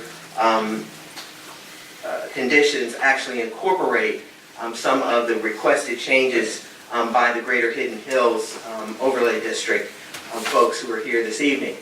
We had the opportunity to meet with the Greater Hidden Hills community. I know that they have some upset because the city did not approve the inclusion of the overlay district in the zoning ordinance when the city was formed. And so I know that some of their consternation about this comes from the fact that that was not adopted. That being said, we believe that our plan is certainly in conformity with the spirit of the overlay district, as well as a continuation of the project that had originally been contemplated on this property back in 2006. When this project, and this is kind of the balance of the property that was a part of an overall mixed-use project that had been contemplated. In fact, it was a DRI project on this property. And for various reasons, including the real estate crash, Halpern ended up simply subdividing out portions of the project that had really originally been contemplated and building the commercial components of the mixed-use project. And so that is how we now have the LA Fitness, which is very popular. We've got the Murphy's gas station. You've got the that's not Dunkin' Donuts, the Baskin Robbins Dunkin' Donuts on the site, and how Lidl is now going to be coming to the area as well with the grocery store. And we are now looking to do the residential component of the project. Initially, there had been over 300 residential units that had been contemplated on this property. Rockland Homes is now looking to develop 170 townhomes on the property. And what we are looking at are configurations in terms of the materials and uses that you are seeing in the package that I submitted to you. That staff has that available as well to put up for the rest of the community to be able to see. But this is the project that they, and the types of materials that they have actually been developing. If you are familiar with the Belmont townhome subdivision, which is directly up the street, that is also a Rhineland project. Those homes are selling right now. They're almost sold out, and those units are now selling for over $174,000 on many of the units that are left there, that and higher. They believe actually that this product is going to be even better than the product that they are currently selling on that site. So there will actually be a bit of a improvement even over those particular units with interiors and some of the exterior layout. With regards to the project, we believe that the site plan is not only reflects, again, many of the things that are required under the overlay district from Hidden Hills, but also with regards to just the general desire to have a mixed-use project that has connectivity. We've got streetscapes throughout the interior. There will be sidewalks. The staff has made sure that we have ample room between the building frontage and the sidewalk so that you won't have cars kind of overhanging into the sidewalk area. We also have provided for green space on the site. We are looking at a density that is well below what is required on the site at 12 units per acre. Under the MR2, we would have the ability to go higher than that, but we're not looking necessarily to completely maximize on the site, particularly when you look at it in conjunction with the original project where they had over 300 units on this particular piece of property. So we are respectfully requesting approval of this application subject to the 15 conditions that were presented and approved by the Planning Commission. These are different slightly than the conditions that staff had originally submitted.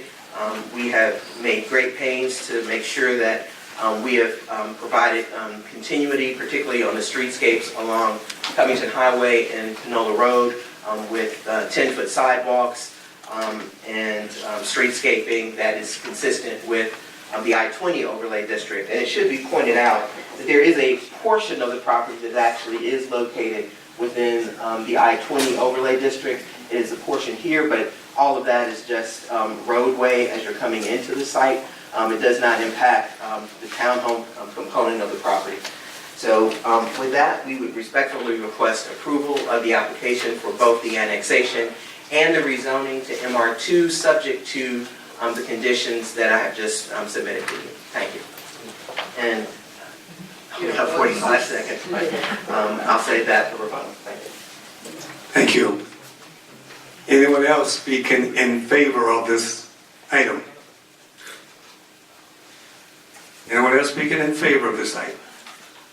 Seeing none, anyone speaking in opposition?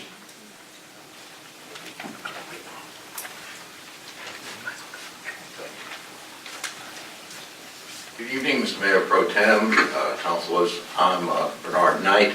I'm here tonight on behalf of my client, Gainesville Paladins Partners, and some of you know the gentleman associated with that group, Steve Wall and Tom Bauer.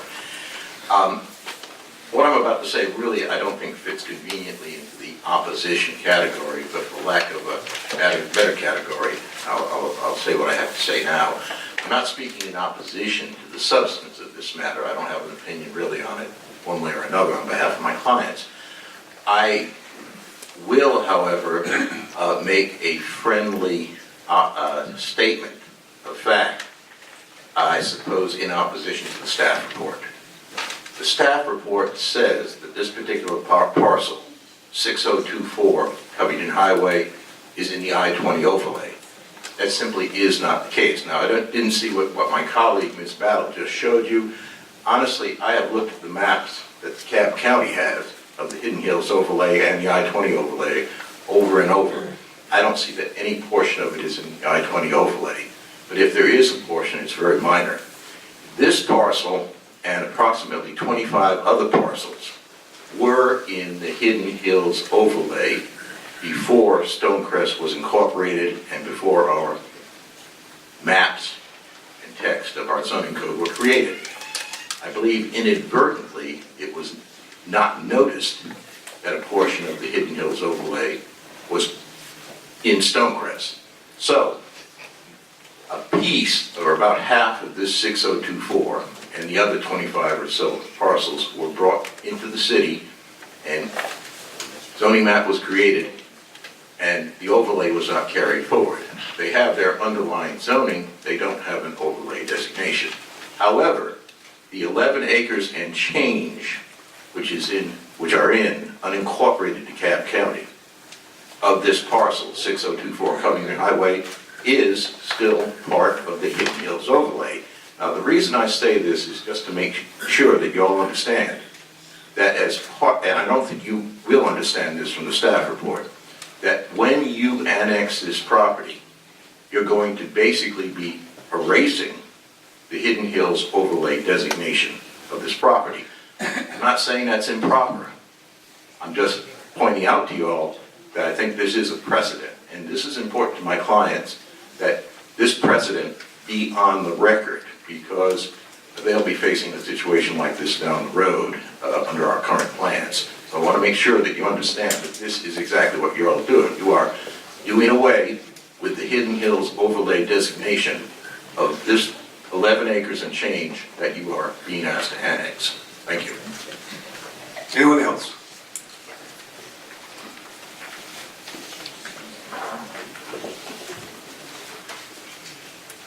Good evening. I'm Jan Costello. I'm the president of the Greater Hidden Hills Community Development Corporation.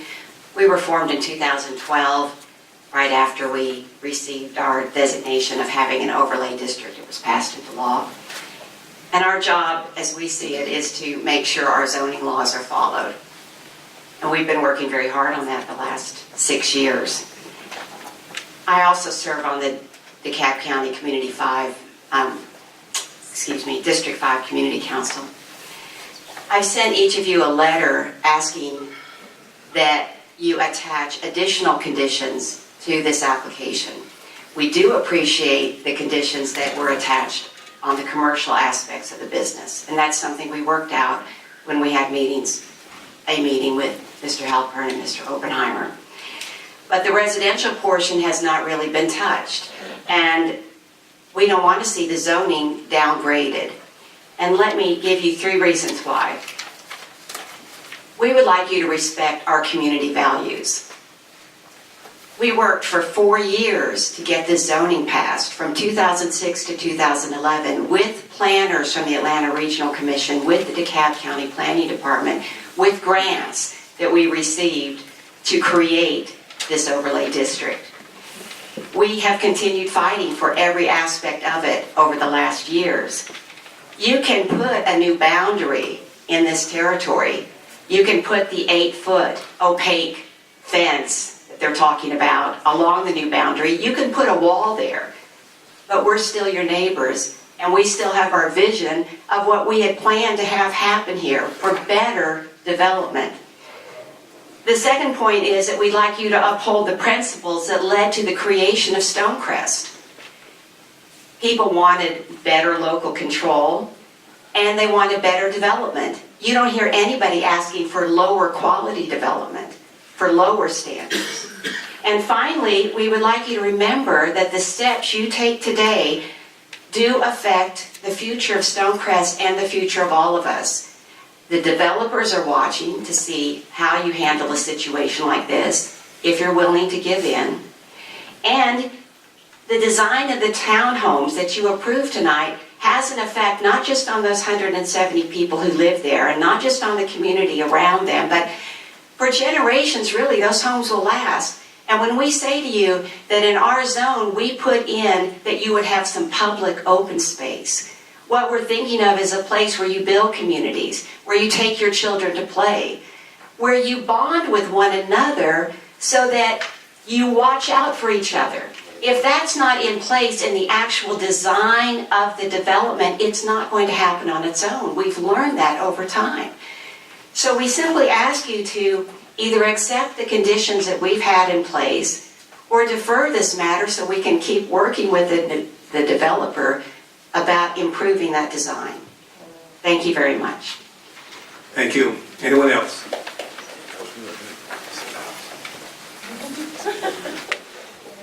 How much time remains? 3:32. Keep that in mind. My name is Rod Friars, and I'm the president of Hidden Hill Civic Association.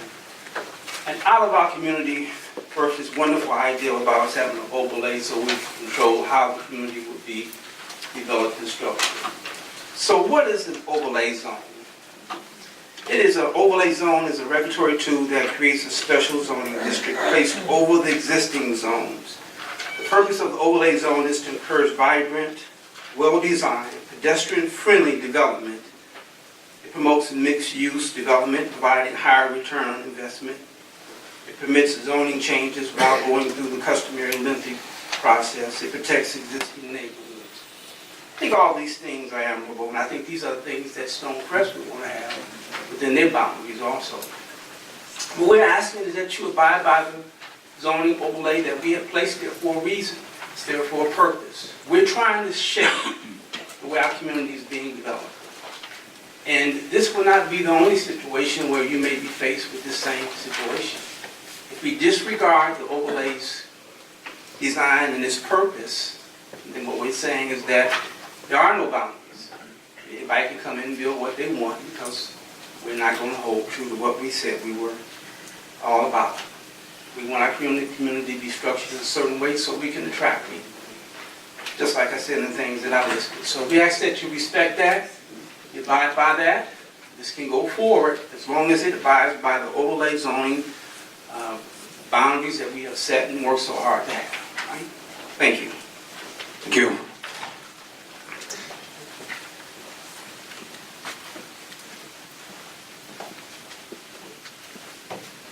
Good evening. My name is Kenneth Saunders III. I am president of the South Cab Improvement Association. I'm also vice president of the Hidden Hills Civic Association. And I request that the council please follow what the overlay is all about, the Greater Hidden Hills overlay is all about. We have worked hard to make sure that this section of the overlay will continue the vision that we've laid forth.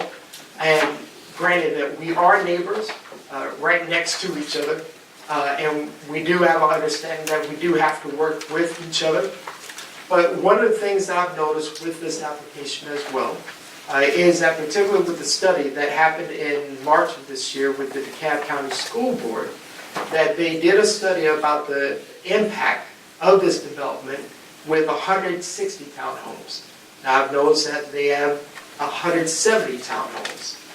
So I do feel that there needs to be another study to make sure that the school system itself can support this type of development. But then also, the fact is that with this particular property, is the fact that it has to be able to be a quality development.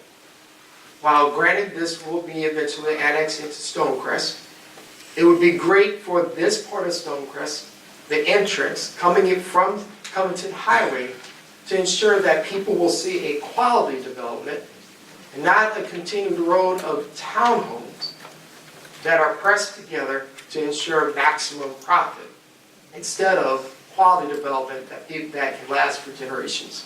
Thank you. Thank you. Much time? Perfect timing. Is there anyone else who desires to speak? Okay. Ms. Battle, you rebuttal? Apparently I only have 45 seconds. Hopefully maybe you all want to ask a question or two and I can get the rest of what I need to say out. But we've had an opportunity again to meet with great Greater Hidden Hills, they gave us a list that I have here in front of me of 6 things that they wanted included. We basically included the things that they asked to be included. We believe that this project is one that will benefit the overall community. We don't know why you all chose not to adopt the Greater Hidden Hills Overlay District, but you didn't. So we are working with what we have. And what we have is a project that we believe ultimately will benefit the overall community. It will raise the standards for the types of townhomes that are in this community. We've already got one project that is doing amazingly well at Belmont. This is in many ways a continuation of that and the opportunity to provide for a mixed-use environment to support the LA Fitness and the other businesses, particularly the Lidl that's coming. They will all be within walking distance of this particular property. Thank you very much. We're running out of time. You ready to close the public hearing? Mayor Pro Tem, I make a motion that we close public hearing. Second. Properly moved and seconded, we close public hearing. You ready for the question? All in favor, say aye. Aye. Opposed, say nay. Public hearing is closed. Council? May I ask a question? Thank you. Ms. Valley, you said that they gave you a list of things that they wanted, and you basically accepted, you basically agreed to it. Which ones did you not agree to? We did not place into the conditions those things that made no, how do I want to say, logical sense. We had to split them between the commercial component of the project and those things. For example, you'll see on there where they were saying, we want you to prohibit certain special land use permits or require certain special administrative permits. That really is not in the place properly for a rezoning application. Those are things that would come as a part of some type of text amendment, but would not be a part of a rezoning application. So I would not condition an application on the special use, the special administrative permits can be X, Y, or Z. To me, that goes beyond the scope. So I had to differentiate between those things that were appropriate for a rezoning application and those things that were not.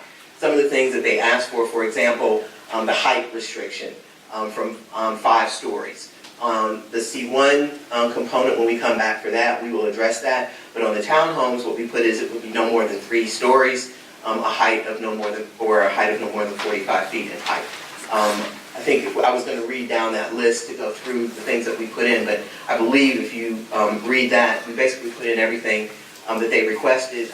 They had a lot coverage ratio of 2.5. We were in compliance with that. So the things that we were in compliance with are conditioned on the site plan, which is why we conditioned ourselves on the site plan. So that was our response to that. Thank you. Ms. Bell, so you're saying that the residential portion is limited to 3 stories, I saw that. Yes. But are you saying that the commercial is not? When it comes back up for rezoning, as you notice on our site plan, there is nothing in that spot. So we couldn't put anything there unless we come back through the rezoning process, which is what we plan to do the C1 component. And then there will be a separate set of conditions that would apply to the C1, and we would incorporate those other things. And I actually have a copy of the proposed conditions for the C1 component, which incorporates the things that they requested. So the rezoning for this is just for the residential portion? Pretty much, yes. That's the way that it would. Okay. I didn't know you could do that. Well, because we're rezoning an entire parcel coming in as a part of the annexation. So what staff indicated to us was that we had to put in our rezoning for the property as it currently is configured under the 6024 Covington Highway. Then, once we do this MR2, we will subdivide. We've already submitted our proposed subdivision plat. The subdivision plat would then get reviewed, presumably approved. That would then carve out the 3.7 acres that we want for the commercial. And then we have an application that we will submit to rezone from MR2 to C1. So that's the rationale for not applying some of the commercial conditions Correct. that was requested. Correct. Right. Because it would be out of place to put those commercial requirements when there's no commercial component to it. And until they subdivide, then it would be split zoning, which we don't allow. Right, okay. Okay. Clinton? Thank you, sir. In regards, to the presidents that was mentioned earlier and some of the concerns I heard from the community, what would be the consequences of moving forward and practically removing the Hidden Hills overlay district requirements? Just to be clear, we did not adopt the Hidden Hills overlay district requirements because we did not have Because we much didn't know. property that was going to be impacted by that. So when we looked at it with legal and GIS, the decision was to not adopt the Hidden Hills overlay district. However, staff does understand that there is an overlay district, which is the reason why we tried to include some of the provisions that would address their concerns. But we also indicated to the Hidden Hills Community Association that it would be best for them to work with the applicants and include any additional requirements as per the overlay that they did have to ensure that it kind of melded with what they wanted because the property was so close and bordering their particular subdivision or their overlay district. So we have no problem in incorporating any recommendations or anything that Ms. Battle and the Hidden Hills Associations have come together and agreed upon, which I believe is on page 8 of your staff report from the Planning Commission. That has been done. So it's not our intention to leave out or not to include, but we just didn't adopt it because we just didn't have enough land within the city that we felt needed to keep that overlay on top of the overlays we've already adopted in the city. Right, and going forward, however, what would be the impact on it? There really would not be an impact if you decide to include the provisions that would address the Hidden Hill overlay or the Hidden Hills. Or any overlay. Or exactly, if you include it as part of the conditions of the annexation, it will be applicable to the parcel, which is what we were anticipating and knew that that would occur as the properties come into compliance or as the properties decide to bring their properties in its entirety into the city of Stonecrest. So there really isn't, our thought process is that there wouldn't be a big impact if they're able to work with them. I can't say that everybody is going to be willing to take in all of the conditions, but our hope is that they would do that, and we do encourage them to do that. And we have tried to review and include as much as we could, even though we didn't adopt the Hidden Hills overlay district ourselves. So going forward, then I guess what I'm getting to is, should we legislate this now or adopt a policy that says that we would address overlay districts as we seek to annex land? Because now basically we're saying that we hope that the two get along somehow and that things are worked out. I mean, that's kind of a Tom policy. I mean, we're already doing it as staff. I mean, if we see that there's an overlay adjacent to any property that's being annexed, we do try to look at it and see what we can incorporate as much as we can. So we kind of already do it. If you want something written from a legal perspective, I guess that would have to be something that there would have to be creation of these conditions. There would have to be a legislative result of what you're saying, either by text amendment or by even creating this district. I mean, it could be done, but in the context of a zoning application that you have here, it's whatever the conditions that are there, unless you wish to add additional conditions as part of the matter, which you can do. But it's from where I sit and listening to what the arguments were at the Planning Commission and then here tonight, there's been an effort to accommodate the owners of the real estate, but it's not in, what they're coming up and saying, well, we just want it all. Now, if you want them to have it all, then that's a legislative decision that you need to make. It's a tough call because of the fact that it got, the city boundaries, split it. I mean, that's part of it. And so how many acres of land are we talking about? 24.53 or something. The annexation The annexation is 11.5. it's acres for this Right. particular, but overall, how much acreage do we? Yeah. I don't know. I'd have to get the number for you, but it wasn't that much when we originally looked at it through GIS, which is the reason why we did not adopt an overlay. And all of it wasn't in the overlay anyway. No, it was not. It was already split, I think. Right, it wasn't, the whole thing wasn't in the overlay, even when it was in the county. Yeah, the whole 24 is not in the.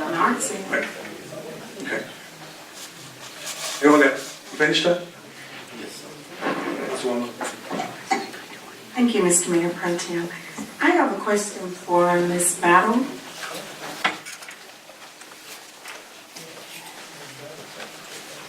How you doing, Ms. Battle? It's good to see you. Fabulous. I looked at the property today, Yes, ma'am. and I saw a retention pond. Okay. And I'm just wondering if somehow, some way, I know I think the report says that you're gonna put a chain link fence around the retention pond. So currently, as the current owner of the property, which is Halpern, the property does have detention on it. However, when the project, as proposed for the rezoning for the townhomes is concerned, those detention ponds that are currently on the property may or may not stay in that particular location. To the extent that they do, they will be improved, they will be landscaped, they will be properly fenced in accordance with the requirements of the city. And I know that on our site plan, we are showing extensive landscaping around the perimeter of the ponds. And I believe that even in our conditions, we indicated that we would be complying with all the detention and water quality requirements under the stormwater manual and in accordance with the city's requirements. So we believe that we will be able to meet and make sure that those ponds are safe, number one, so that there won't be children accidentally going into those ponds, and additionally that they will be beautified so that they will not be an eyesore. Okay, so how difficult would it be to add rain gardens, benches, walking paths, like things that you see? And because in Stonecrest, we have a lot of beautiful green space. So it would be nice to align, some of those amenities with what we have already. And I think that one of the things that staff made sure of was that we had interconnectivity between our project and the surrounding commercial projects. We want people to be able to walk to the amenities that are there, walk to the LA Fitness, walk to the grocery store, not drive, you're over here in the subdivision and you gotta drive your car down around and get to the grocery store and drive back. No, we want you to walk those paths to get there. And so that's why we've got the interconnectivity with the pathway and sidewalk connectivity. And we in fact placed in here that not only would we have ADA compliant sidewalks, but the sidewalks would not be encroached upon by cars and automobiles. Additionally, that we would have, anytime there's a sidewalk, that there would be striping and the like across or raised areas so that people can cross safely through those pathways. Around the perimeter where, if you're talking about the, you were talking about the stormwater component, but I'm assuming now you've moved on to just talking about that interconnectivity. So I hope that responds to your question. Yes, and just one last question. And these are for sale or rent? I think they're for sale. Okay, Yep. So what's the average mortgage on one of these townhomes? I can tell you that in looking at the Belmont subdivision, townhome community that's just up the street from there, homes in that subdivision, the remaining townhomes that they have are selling for $174,000 now. If you look on their website, on the Rockland Homes website, you can see that. So my assumption is the average, mortgage on that would probably be somewhere about $150,000, $160,000 on that. But I will say this, we anticipate that these are probably going to have a higher selling point because there will be some improvements and modifications beyond what is in the Belmont. So the interior finishes and things of that nature will be a little bit more upscale. But those are, the pictures that you've seen are very nice, and that's actually a product that they are introducing into the community. If you look at many of the other townhomes in the community, they're kind of bland, they don't have a lot of texture to them, and Rockland does a really great job with that. Okay, I said that was my last question, but I have another question. In regards to the going from 160 to 170 units, I think one of the questions came up is can our local schools support the additional students in our overcrowded classrooms? Just wondering, what is the plan to work with the local schools in the area? Well, what's interesting that Rockland has found, and I can't talk for other townhome developers, but what they have found about their product, number one, is that the mass majority of the folks that are moving into their units don't seem to be heavily geared towards children. That is not really their market. Every developer kind of has its niche. And so with regards to the children that would be generated by the project, we don't believe that the kids that are there are going to negatively impact. We know that there is some overcrowding in some of the schools in the area. Our hope is that projects such as this, as well as the Belmont project, these are projects that have been on the books that the school boards should have already made plans for. When you think about it, this property had been approved since 2006 for over 300 units. They knew that was coming. They knew that back when this project was originally contemplated. So the school board really has to take responsibility for it, if it has failed to provide sufficient room, that now that these units are coming, that they will now be forced to either provide additional capacity in those schools or build new schools in order to accommodate students that are coming into the area. So this should not be a surprise. In fact, we are pulling back from what was originally contemplated on this property to make it a more manageable number. And so they were included in the comprehensive plan for Yes. DeKalb County is what you're saying? Yes, ma'am. The 20-year? Yes, Okay. because that was done, original rezoning was back in 2006 for this property. And again, it had over 300 units because it was a project of regional impact at that time. Thank you, Ms. Madden. Ms. Dozier, Yes. I'm looking at a document that was dated June 11th, and it spoke of the proposed annexation, and I'm really amazed as to how simple this is. And it references the city of Decatur. What role would Decatur play in this annexation? I'm sorry, which page or which document are you referring to? It is the one to you from Stacy Greer. It doesn't have a page number. Oh, that is the GIS department from DeKalb County? Yes. On the third line. I actually don't know. I don't know if she meant to say Decatur. Sorry? I don't know if she actually meant to say, I don't know if that's a typo or what, I'm not really sure, so I can't answer as to what she was implying by stating the city of Decatur in her correspondence. I was just wondering if they gave permission to the wrong city. No, I mean, I don't know. I mean, I can just reach out to them and be like, hey, your letter says Decatur, and we're not that, so I don't know. I have no idea why she has that in her correspondence. Okay. The other thing, we're doing an annexation Yes, you are. and a rezoning all in one swoop. Correct, because technically when you do an annexation, you annex the property and you rezone it, so it comes together in one package. So when you typically annex the property into the city, what's usually the situation is the zoning of the property doesn't typically match the city to which you're annexing into. So the property would be rezoned as per the zoning that's available within the city or within the area where you're annexing into. Now, it just so happens, for the most part, we did keep their zoning, but they do have the option of asking for rezoning as part of the standard annexation application. But it's not standard. You can just get a rezone, but you can get an annexation without a rezone. Typically, they go together. In this particular instance, I guess you could say that, but that's not the way the application generally works. Generally, when you annex the property, you ask to rezone it to a zoning classification within the location where you're going into. Just so happens ours do match.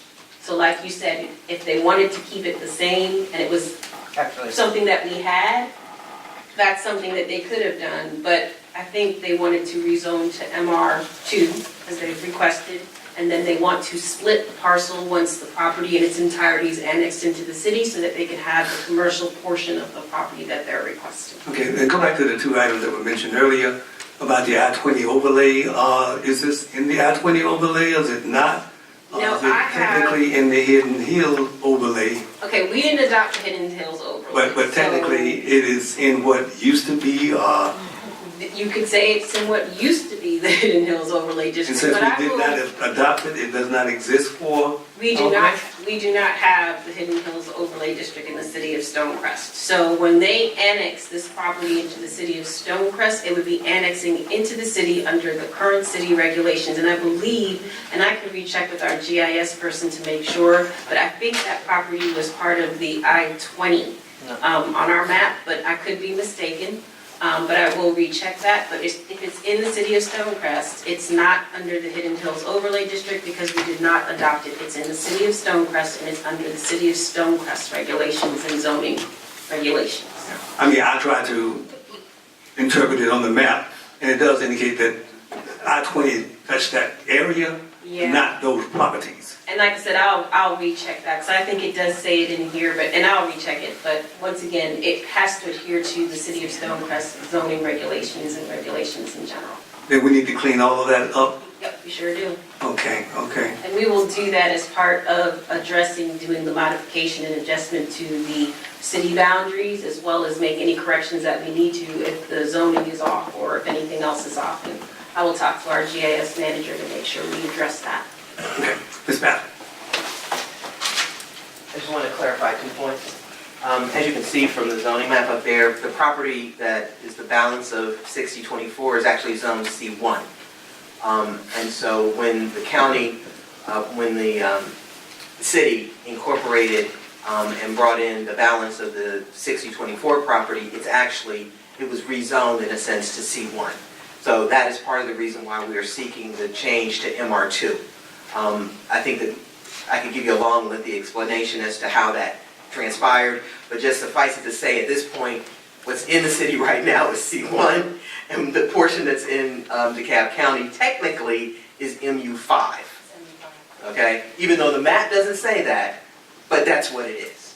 Like I said, I could go into a long, lengthy explanation of how that error happened, but it is what it is. And the MU5 allows a much mixed use, higher right? Density. Well, it's a with mixed high use. rise. It's a much denser designation. We are actually down zoning it from what was that MU5 designation to MR2. So that we're actually lowering the intensity. Entrance points. I know there's an entrance off of Covington Highway and there's one off of Panola as well. So there'll be 2 entrance points off of Panola. One will be a full-service entrance, and one will be this will be the full service, I believe, and this will be a right in, right out. Eventually, there will be connectivity from Covington Highway. When we come back for the rezoning on the to the C1 piece, there will be a drive that goes up into the townhome community. There will be sidewalks along there for connectivity. You spoke to it, but I didn't quite get it all. The commercial portion of it, you're saying that will not be developed at the same time as this property? No, it probably will not. Halpern is certainly in the process of looking for developers for that particular parcel, much like they did with the Lidl. They have quite a number of restrictions on them from the adjacent property owners in terms of what they actually can put there, and then within the context of the conditions that we placed not only on this MR2 property, but what we are proposing for the C1. There are a number of things that they cannot place on the property, and they are, again, looking for specific users that they feel will fit in nicely with the uses that are already present. And the, not lot size, but the unit sizes? We put in, I believe we put in a minimum of 1,400 square feet. A minimum of 1,400 square feet. Yes, sir. Okay. Now, back to our good friends at Hidden Hills. And you've been working with the Hidden Hills Overlay Group. And you've made some concessions. Yes. You satisfied that you've exhausted all? I feel that we have addressed the issues that were raised in the letter that we were presented with.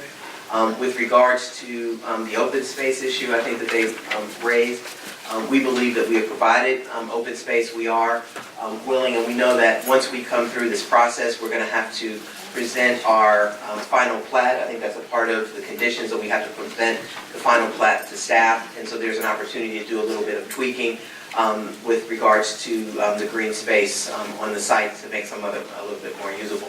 So, we believe that overall, the configuration of the property is very consistent. It, quite honestly, is very consistent with what had already been previously approved on this property, which was before the Hidden Hills Overlay District was actually adopted.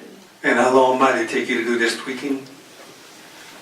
Well, my assumption is we have to go through plan review.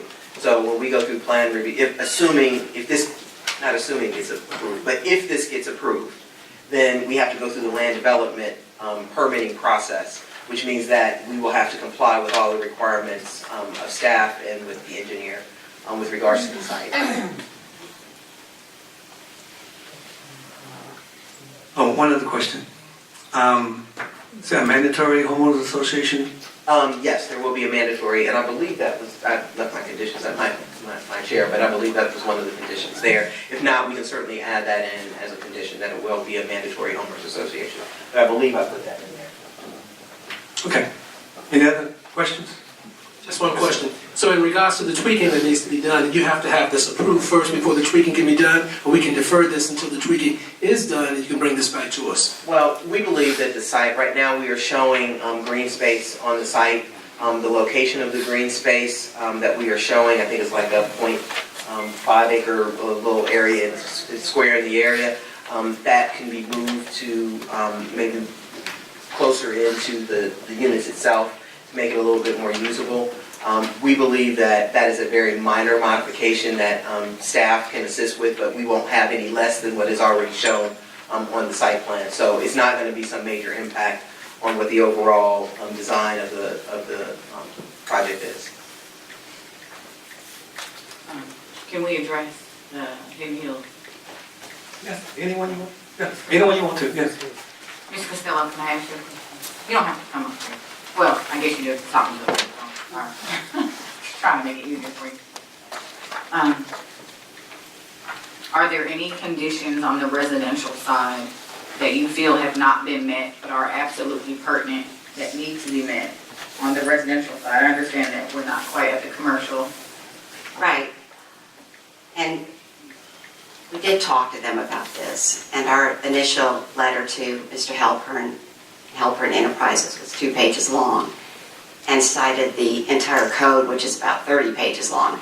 But when we get down to just the bottom line, we are concerned that there's not publicly usable open space. And the second concern we have is that the buffer doesn't meet our standards, which their buffer includes the backyards, and ours did not.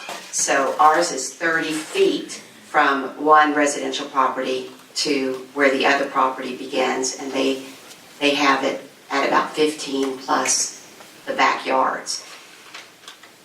They are considering that buffer will be part of their green space, but right now there's no design in the use of the buffer to make it a place where you would necessarily go. Let me give you an example of this. There was a time on Redan Road when there were no sidewalks, and the county decided we're going to put sidewalks here. And I heard from people, businesses saying, why are they doing this? Nobody walks here. Well, they're not walking there because there aren't any sidewalks. The design leads to the kind of community you want. And if all you have is just this natural buffer with no intent to be part of community life, then you've missed an opportunity. What we're trying to impress upon you is that idea that there's a missed opportunity here. There can be better design of this townhome community, and it's missing. It's just run-of-the-mill, what cookie cutter, what they do everywhere, and it's a problem for community life, and it's not what we aspire to when we design our zoning code. So of the 4 items that you specifically mentioned in your email, are any of those 4 you feel have been met? The stormwater drainage system? No, we have seen no design of this actually being met. We heard tonight that they might move their little piece of green space into where it could be more usable. But I would rather see it on paper. And that's the only thing I've really seen or heard. Thanks.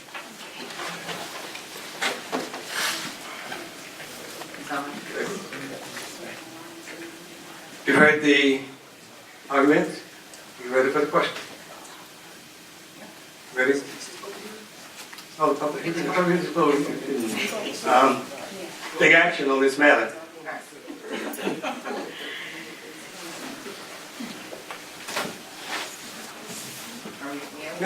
Mr. Pro Tem, I move that we defer this until further discussion and further information is submitted to the Halpin Group in reference to what the Hidden Hills residents want in reference to their community. I second it. Been probably moved in second for deferral for additional discussion. Ready for the question? All in favor, say aye. Aye. Opposers, say nay. Motion carried, deferred. And therein is the last item for public hearing.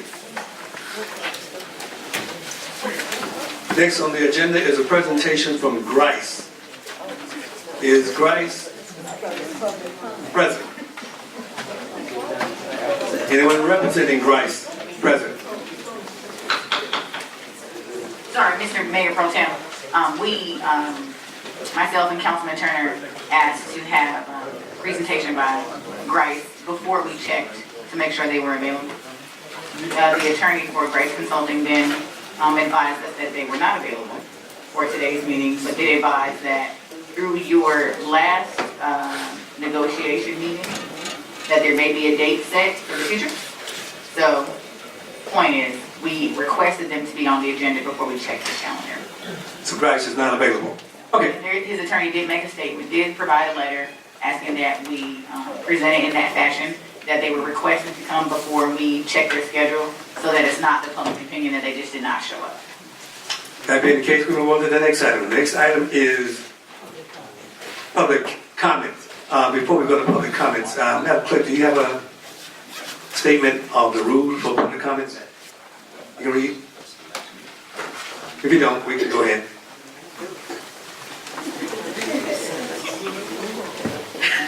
Yes, please.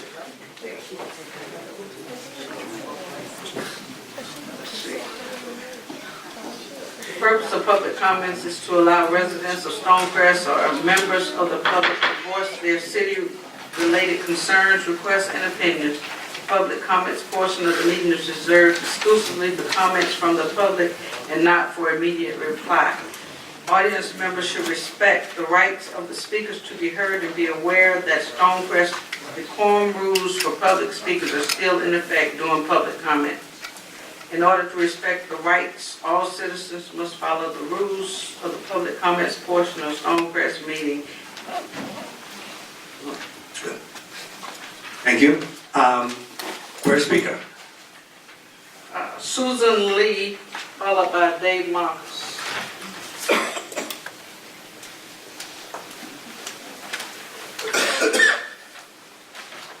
Good late evening.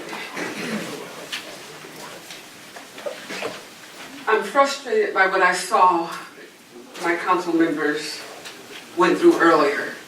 I mean, I know this item or the digital pavement analysis, I was here when it went off 3 months ago, and it seems like you guys are just delaying. And like none of you were aware of what was going on. And as a constituent, I'm very frustrated by what happened tonight. And I'm just going to say it like we said, you guys need to get yourselves together.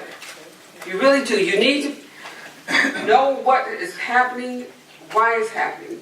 Because You're not serving us well by standing up here, sitting up here and arguing like you were. It's very unprofessional.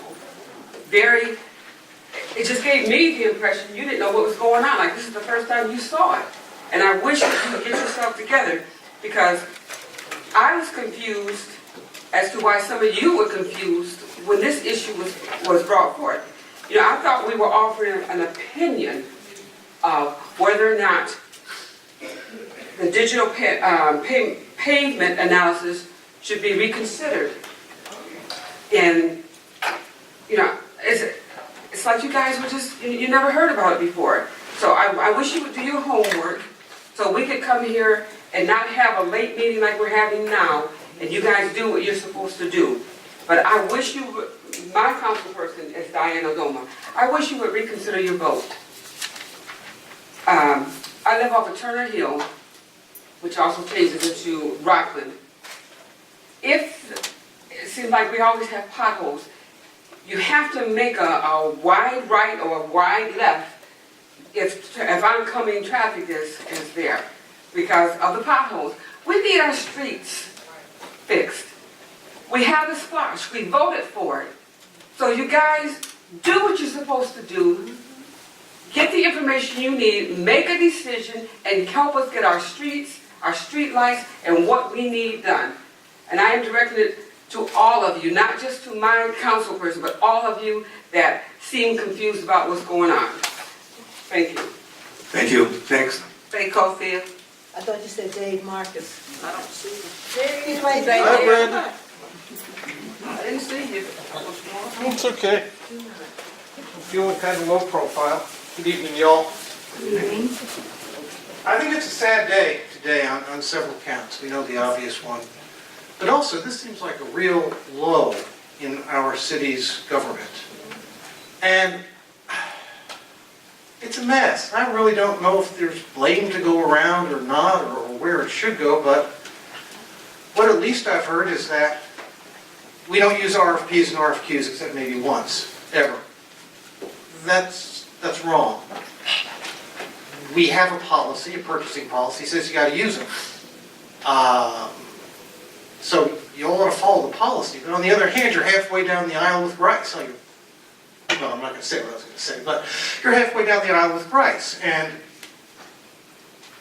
Grice is expensive, but you all have gone down that road without getting other costs.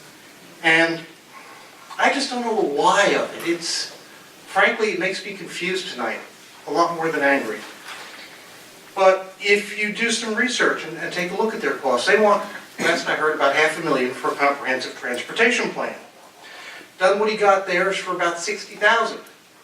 That's a whole bunch less. Tucker got it for $178,000.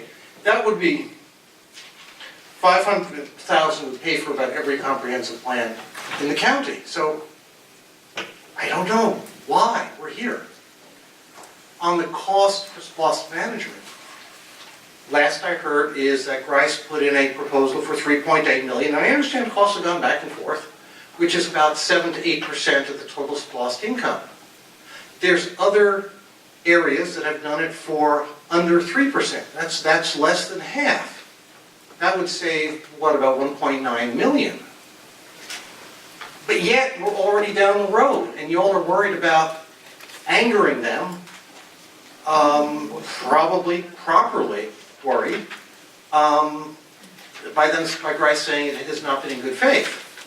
I could argue it wasn't in good faith from the beginning because it didn't follow our policy. I just want to say, there's a lot that's not going right, and y'all are not professionals, you're amateurs at this, and amateur means you love it, it means you're passionate about it. It's not a negative word, but there's not a lot of experience. Y'all hired CH2M for a lot of money because they allegedly could boot the city up fast. I haven't seen that. We don't have ordinances. Y'all are worried about getting them done on time. We don't have expense policies. We don't have this, we don't have that. We're putting ourselves at legal jeopardy of being forced to have billboards. We're missing deadlines on elections. Somebody do a root cause analysis, figure out what's going on and fix it. Thank you. Thank you. Next.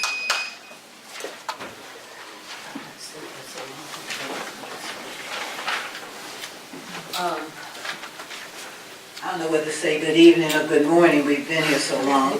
But my problem, first of all, is there seems to be a lack of respect for the voters and those who come down here.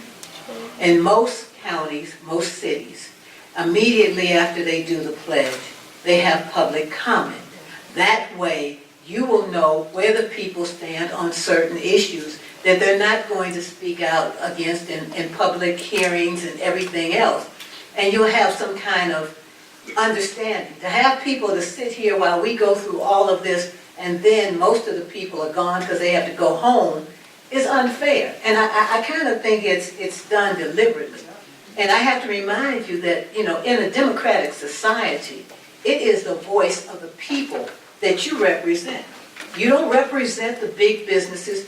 You are our voice. You are supposed to be representing us. And I don't know why you don't want to hear from us. Now, there is confusion. There was madness. I mean, it was all kind of stuff going on. And it appeared there was a battle. There were two sides. One side is saying one thing and the other side is saying another. And it seems like you guys never discussed this. Now, I asked before, who brought Grice here? Who authorized them to start working in the first place? Who allowed them to think that they could bill this all of this money that they had to reduce? Somebody had to do it. You have to work on contracts. When I worked under a contract. So I knew what was expected of me and how much I was supposed to charge, and that was it. It seems like somebody just got them, said, hey, y'all go do what you want to do and then send us the bill. It is troubling. And like Dave Marcus said, it seems like nobody understands anything. Nobody knew who did this, who did that. And I can't understand how you can have a negotiation with somebody, then you want to send out a proposal in the middle of negotiating with somebody. That gets a lot of people in trouble because the first thing they're going to say is, you went and told them what we told you we were going to do. That's why there's a deadline for proposals to be sent in. You know, this whole thing is just troubling. And you have hired people to work here that are being paid top dollar. They're not being paid Mickey Mouse money. They are making good money. And yet and still, nobody knows anything. I asked a simple question. Why can't you fix the roads that are, like they said, Rockland, that is in such bad shape that you know it has to be fixed before we get anybody in here? Just fix the roads and do what you're supposed to do. And stop acting like a bunch of 3-year-olds who got their tricycle stolen. Next. Daniels, I think it's Messiah Daniels, Kyle Wilson, Ryan Wilson,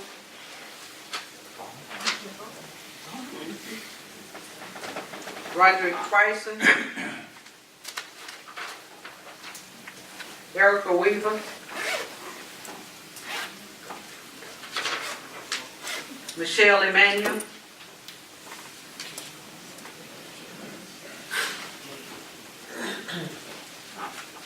So, good evening. Evening. I have to tell you guys, the optics are horrible. They are bad. I've been in corporate America for a long time, and I get what Councilwoman Cobble was saying, but the reality is, you are beholden to us. That's our money. It's not your personal money, no matter how you feel about your the opinions of the mayor or anyone else. You ultimately answer to us. Now, if you're talking about spending $3+ million and no one but one contractor has had the opportunity to bid, not even bid, you're like, here. Like, that would not fly in corporate America. I sold to the state and local and federal governments. It would not fly there.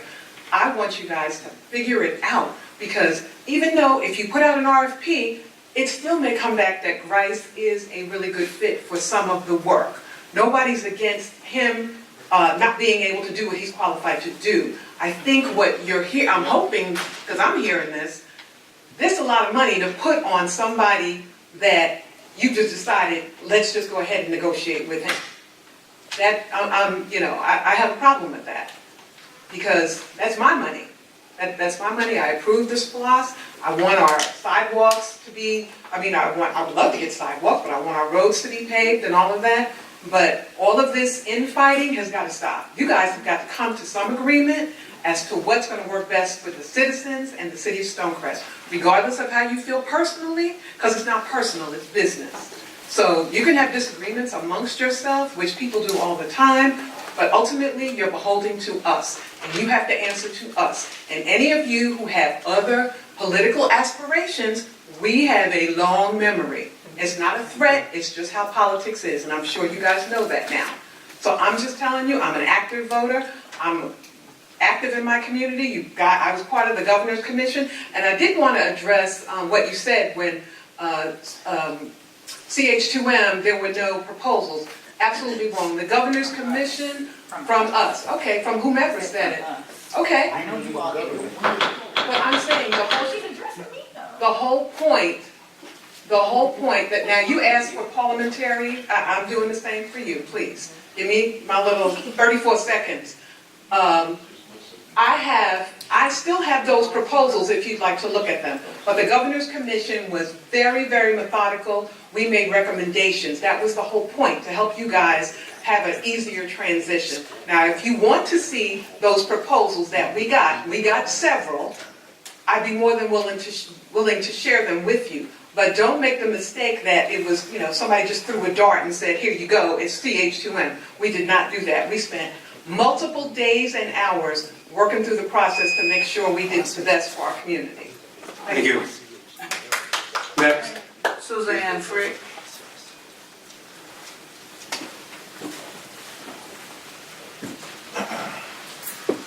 Hello, thank you for letting me speak. I'm in part of District 5, and once again, I would like to ask Diana Doma to reconsider her vote. As a supporter of the city, is a way to move in a more timely manner than DeKalb County did. Roads and maintenance are a strong indicator of a community's viability when incoming companies are considering a place for relocating or for locating originally. I think that the program that Stantec has proposed will help us to organize, modernize, and make this first step towards a smart city. I also think it will allow transparency because anyone can go on the website and look at their roads in their areas and see how they are rated. Once again, this has been under consideration since April. Because we've been unable to move, we've been unable to repair any roads.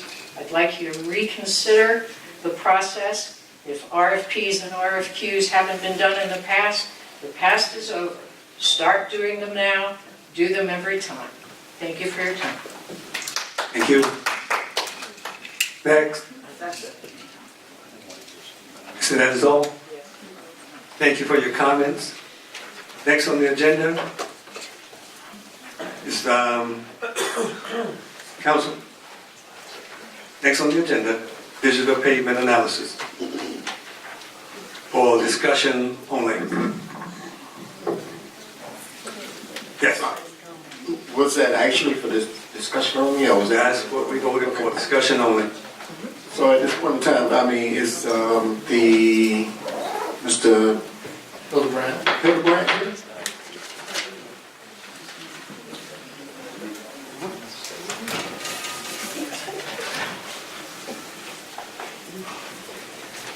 Is it the council's desire to see it? No, it's up to the council, but this is for the council to move into discussion. We've had a presentation in the work session, and there's no line in for presentation unless council is requesting a presentation. Mayor? Yes, sir. At this time, I would suggest that we, as Councilman Carter will say, I would recommend that we absolutely have a presentation in light of the information that have seeped from council, from the mayor in particular, in regards to this issue. This would put more light on this issue in a public forum. In spite of the fact that we have, as council members, heard this presentation at least twice. At least twice. Pleasure of the council. Right, question? Thank you, Mr. Mayor Pro Tem. I believe we've seen 2 to 3 presentations already, so what I'm trying to figure out is, what are we discussing now? Since we can't vote on it, what's up for a discussion? Well, I think that would be directed to, Maybe Mr. City Manager can, we're not gonna vote. We've seen the presentation 3 times. We've asked questions all 3 times. So I'm trying to figure out where are we going with this when we have, it's a late night. We got other things on the agenda. I don't know what else new, maybe Mr. Hildebrand, maybe if there's something new you want to add that we have not heard in those previous 3 presentations, I'm willing to listen. But other than that, if you're going to be, just regurgitating what I've heard, I don't have an interest in hearing it again. okay, that was a request by Councilman Planton for a hearing. Did he need a second for that? Just, okay, fine. Well, I tell you, I have some comments.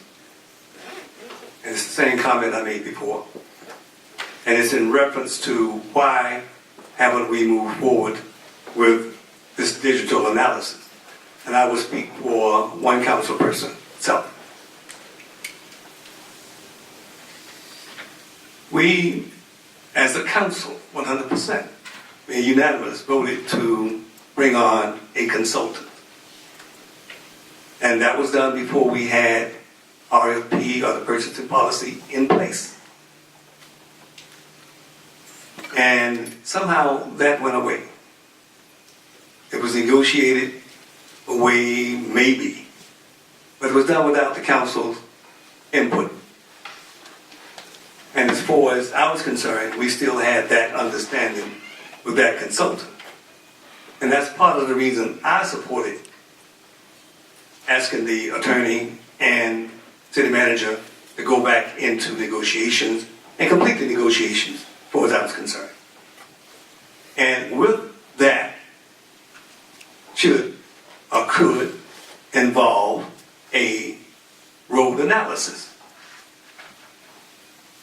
that could be suggested by the consultant. And that's why I said wait until we finish the negotiations. And if the consultant decides to use the road analysis company that's been suggested, so be it. But I think it would be premature to suggest or go ahead and hire a road analysis, or pay for a road analysis, not knowing who's going to manage the process. And that is all I'm saying about that, is that we are perhaps moving ahead of ourselves, and I know it was ridiculed as being overly simple the way the Cap County does it, but not to do tit for tat. Cap County said, with this one, the only difference is you get pretty pictures. So really, I'm just telling you the feedback. The only difference is what they would do, what this would bring. But we will let those who are going to have to use this, and that would be the consultant, make a recommendation to the city, and we can reject it or accept it and pick one. But I want to involve the consultant. Those are my comments on that. Anyone else? Yes, sir. To address what you said specifically, it's the exact reason why I think we need at least something as far as presentation. It is painfully clear that being as respectful as I possibly can, that there is some level of misunderstanding or willful intent not to understand. Doesn't matter. We have an opportunity, again, to get this right. If I hadn't said that 100 times, let's go for 100. And the reason why, it is a very critical process that we have approached. Whether or not we took the correct approach is arguable. I think we took an incorrect approach, for the record. I think we have an opportunity to correct the errors that we possibly have made. But even if we haven't, in an effort to make things right is never a bad effort. Particularly when we are not, I have not heard one individual between the mayor, myself, staff, promoting getting rid of the current individual or group that we are in negotiation with. We have not signed a contract with the group. We're in negotiation. So we are not saying we want to remove that group from this process. What we're saying is, let's do the process to include this particular group so we can get to the people's business, which is putting together this particular project. Now, you know, it's obvious that there has been sides taken for whatever reason, and it's irrelevant. But what is also obvious is that the people who are observing this intelligently know that there is an issue on this side of the table. And all I'm saying is that we have an opportunity to fix it. Let's start by, you know, at least giving ear, or at least allowing the public to have ear to the process. Starting with why it is important that we start with a road analysis. What is the difference, according to what Mayor Pro Tem just said, is that there's no real difference other than pretty pictures. You know, and I understand what you're saying, I get it, but, and I have a lot of respect for Mayor Pro Tem Turner, but he's not an SME on what is, you know, the difference between a road analysis done by hand and one that is done digitally. And, you know, this can't hurt. Man, I am not opposed to the digital analysis, not at all. It's just when it comes and who brings it to us. I'm waiting for the consultant to bring the digital analysis to us. That's all. You still need to use an RFP. No. That's all. Comment from the council. We had public comments. Heard your comments. Now, council. Mr. Markle, Sorry, Councilwoman Obama. I'll go back to you. Sorry. you said we need to use an RFP for a road rating analysis. We have not. Correct. So as much as we're being beaten up about RFPs or no RFPs, there are still certain parties pursuing the road rating analysis despite no RFP. During the consultant program management, should a road rating analysis be needed, they will absolutely, whomever it is, use an RFP process to solicit that service. So we got one hand, we should use an RFP, but we want to use road rating analysis and not do an RFP. And then you say to us, we're the ones confusing the public. I'm lost at when we decide we're the confusion cause or someone else is the confusion cause. Either we want to do an RFP or we don't. Councilwoman, our discussion is between us. I can't address the people that address me. I mean, okay. Councilman Turner. Yes, ma'am. Okay. Go ahead.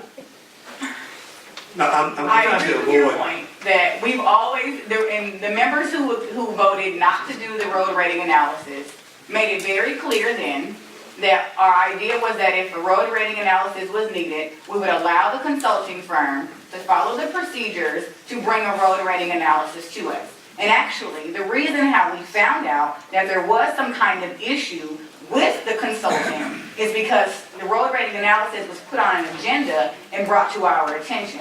That's where the conversation routed as to, oh, there must be a problem. Why isn't the consultant bringing this recommendation to us? That's actually how we started discovering actions had taken place with the consultant that the council was not aware of. So, and I don't want to speak for Councilman Turner, and I believe Councilwoman Adoma, you also voted for the road rating analysis, to vote down the road rating analysis. And our conclusion was, and I'll repeat it one more time, that should a road rating analysis be needed, that we prefer it come from the consultant.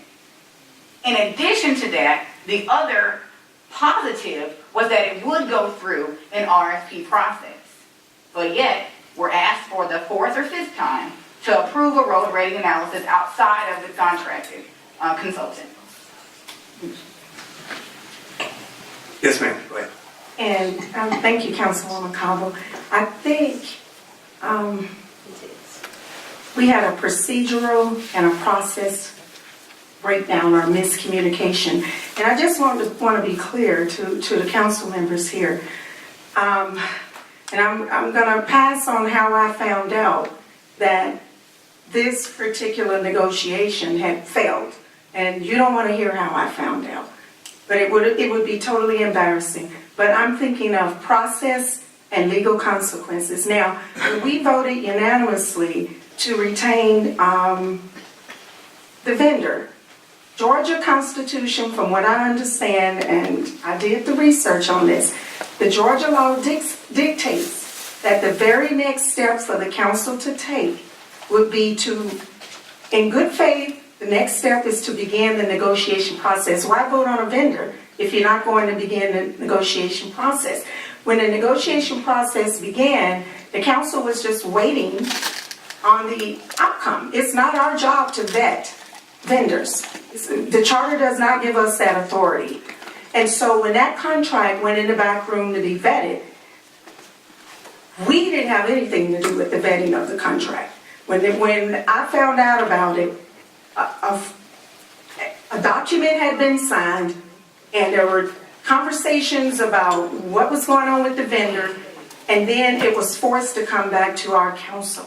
Now, I believe that we should negotiate with a high level of integrity and good faith. In good faith, we voted unanimously as a council, and I take responsibility for my vote. But for the council, as you all know, we've had several other meetings that the public have not been privy to in executive session. So there are lots and lots of other mitigating factors. Now, let me tell you my concern, council. I'm concerned about the well-being of our finances and of our city. Now, everyone here knows that we have a reserve of X number of dollars. I'm in favor of making decisions to maintain that reserve or increase that reserve. No one here can say the outcome of bad faith negotiations if something should go to trial. I respect my constituents, and I know that no one can say I haven't been transparent with them. But the motion that I made, I want to defend that with the council. If I had to do it again today, I would have to do it the same way, because I don't have any new information to go on. Because that motion was made based on what Georgia law dictates. And I'm not a lawyer, but a lawyer told me this, that the next step is to begin the negotiations. If we're going to vote to use a vendor, then why even vote to use the vendor if we're not going to negotiate the contract? If it had come back, and let me please finish this statement, if it had come back to the council for some type of vote up or vote down, which it did not. So when it came back to the council, everything was done. So I'm like, hey, wait a minute. And there are ways that we can do this and save face and good grace and with integrity, but we have to follow the process. And the best thing we can do, which has already been said by my colleagues here, the best thing we can do now is clean it up as best we can and act in good faith with this vendor. And if, God forbid, if something down the road should happen, one thing we'll be able to say is that we negotiated in good faith. And I mean, not negotiate. Let me finish. I don't need you to interrupt me. I would like to finish my point. If in fact this council, if a contract is approved, then we have asked the city attorney to put in clauses, and which is standard. This is not new. This is not a secret. I've done a lot of contracts. I've entered into a lot of contracts. There's always an exit clause in a contract, but we have to act in good faith. I don't know what the outcome of this is going to be, but I know that the process and the procedure, and we can't be complicit in our own, what's the word, counsel? Deliberations? Deliberations. So, think what we're trying to do is act in good faith. We don't know the outcome, but there are many other factors that the general public is not aware of. Mr. Dome, I must address that because I'm the only person on the council at this point in opposition. And that is a fight. I think that would be correct. Okay, so my thing is, first of all, the negotiations and the example that you gave, the information you gave, all had to do with pre-splots. It was talking about looking at a vendor to consider pre-splots, and that is a fight because at that time there was no splots, as you remember. We didn't even know if we was going to get the splots monies at that time. So, you know, when you go back and look at the timeline. So, but as we came forward, I'm talking about the pre-splots. We moved from pre-splots to where we are now. Where we are now is, as you said, it is, to paraphrase what you said, it's kind of it's sort of a sticky situation, whereas we're going on this code talk, and the code term is good faith.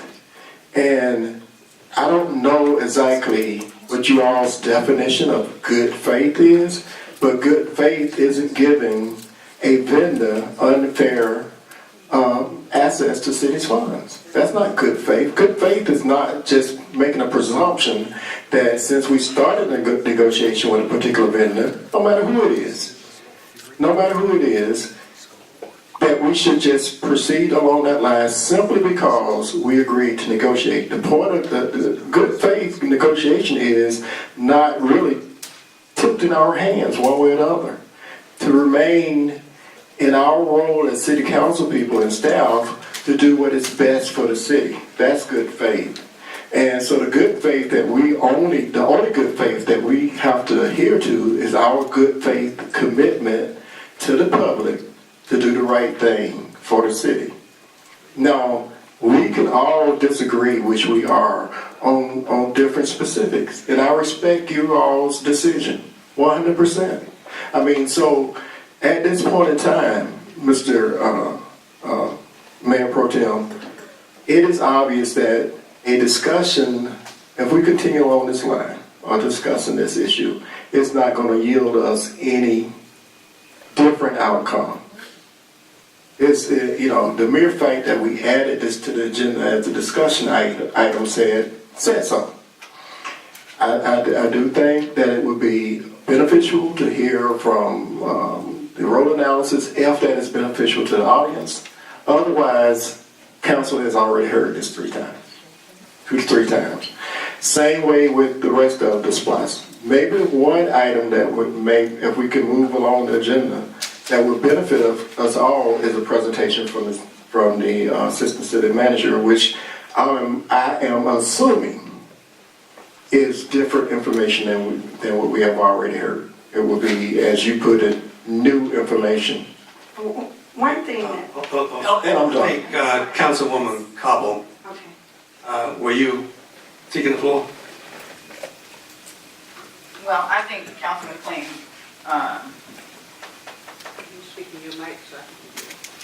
I'm gonna reserve my comment only because I feel like Councilman Clayton did say that we're not gonna agree on the details. Because my comment was to clarify some of the details that he mentioned. But you're right, I mean, at this point, we all have our interpretation of the details and what happened. Unfortunately, in the court of public opinion, when one side has flooded the conversation, that court of opinion, public opinion, has that impression. I think we can probably find another venue to offer a balance to that public opinion. But I do agree that at this point, we don't agree on the details. And it's probably because some of us heard the details at different times. But nonetheless, I don't think it's necessary to go through the road rating analysis again. Those who were present for the work session had the presentation. We've had the presentation at other public council meetings. So I don't agree that we should have another presentation when we do have, 4 other items on the agenda and it's already 10:30. Thank you. Councilman. I'm going to be very, very brief. In reference to what was going on, and we're going back and forth with this situation, tonight will be, I guess, a night of understanding, because we were going to have the vendor here to make a presentation, so there will be understanding and questions answered from the public who might have some misunderstandings. So what we're talking about is what we feel and what we know in reference to why we chose this vendor. But when we bring the vendor before the people, then they'll see a better understanding of why we made the choices what we made concerning the vendor that we chose. Councilwoman O'Donnell? Yeah, I just want to add, for clarification, if there was a problem with the Grice proposal, it never came back to the council. It never came back to the council for the council to say, hey, wait a minute, we could have maybe corrected it then, but it never came back to the council. And I do want to make that, I put that on notice, that if we had known there was a problem before a lot of other things took place, we probably, and I say probably, I don't know what, would have happened, but if we had known there was a problem before anything was signed or executed or whatever it was, we probably could have salvaged it. It went to the point where when it got to council, council didn't have a whole lot of options, and we still don't have a whole lot of options, but we have to do the right thing for the city of Stonecrest, and the people are right. They have the right to know what's going on. It is their money, as they said, as we all agree, but we have a fiduciary responsibility to be good stewards over the people's money, but we also have to be followers of the law and go and follow the process so that we don't tie the city up in unnecessary litigation. And let me just add one other thing before I turn it over to our city manager for comment, and that is, I constantly hear people ask, well, how did you give this to this vendor without going through the bidding process? And I asked that question myself when the vendor came to us. And I was told in no uncertain terms that we didn't have a purchasing policy in place. You're a new city. You get a buy on that. Even at that, we did entertain another potential vendor. And they made a presentation. It was not a bid, it was a presentation. And what they presented exceeded what the vendor we chose was offering. So we did go through that process, and that is why you did not get the initial unit. Okay? Mike, do you have anything that you want to add?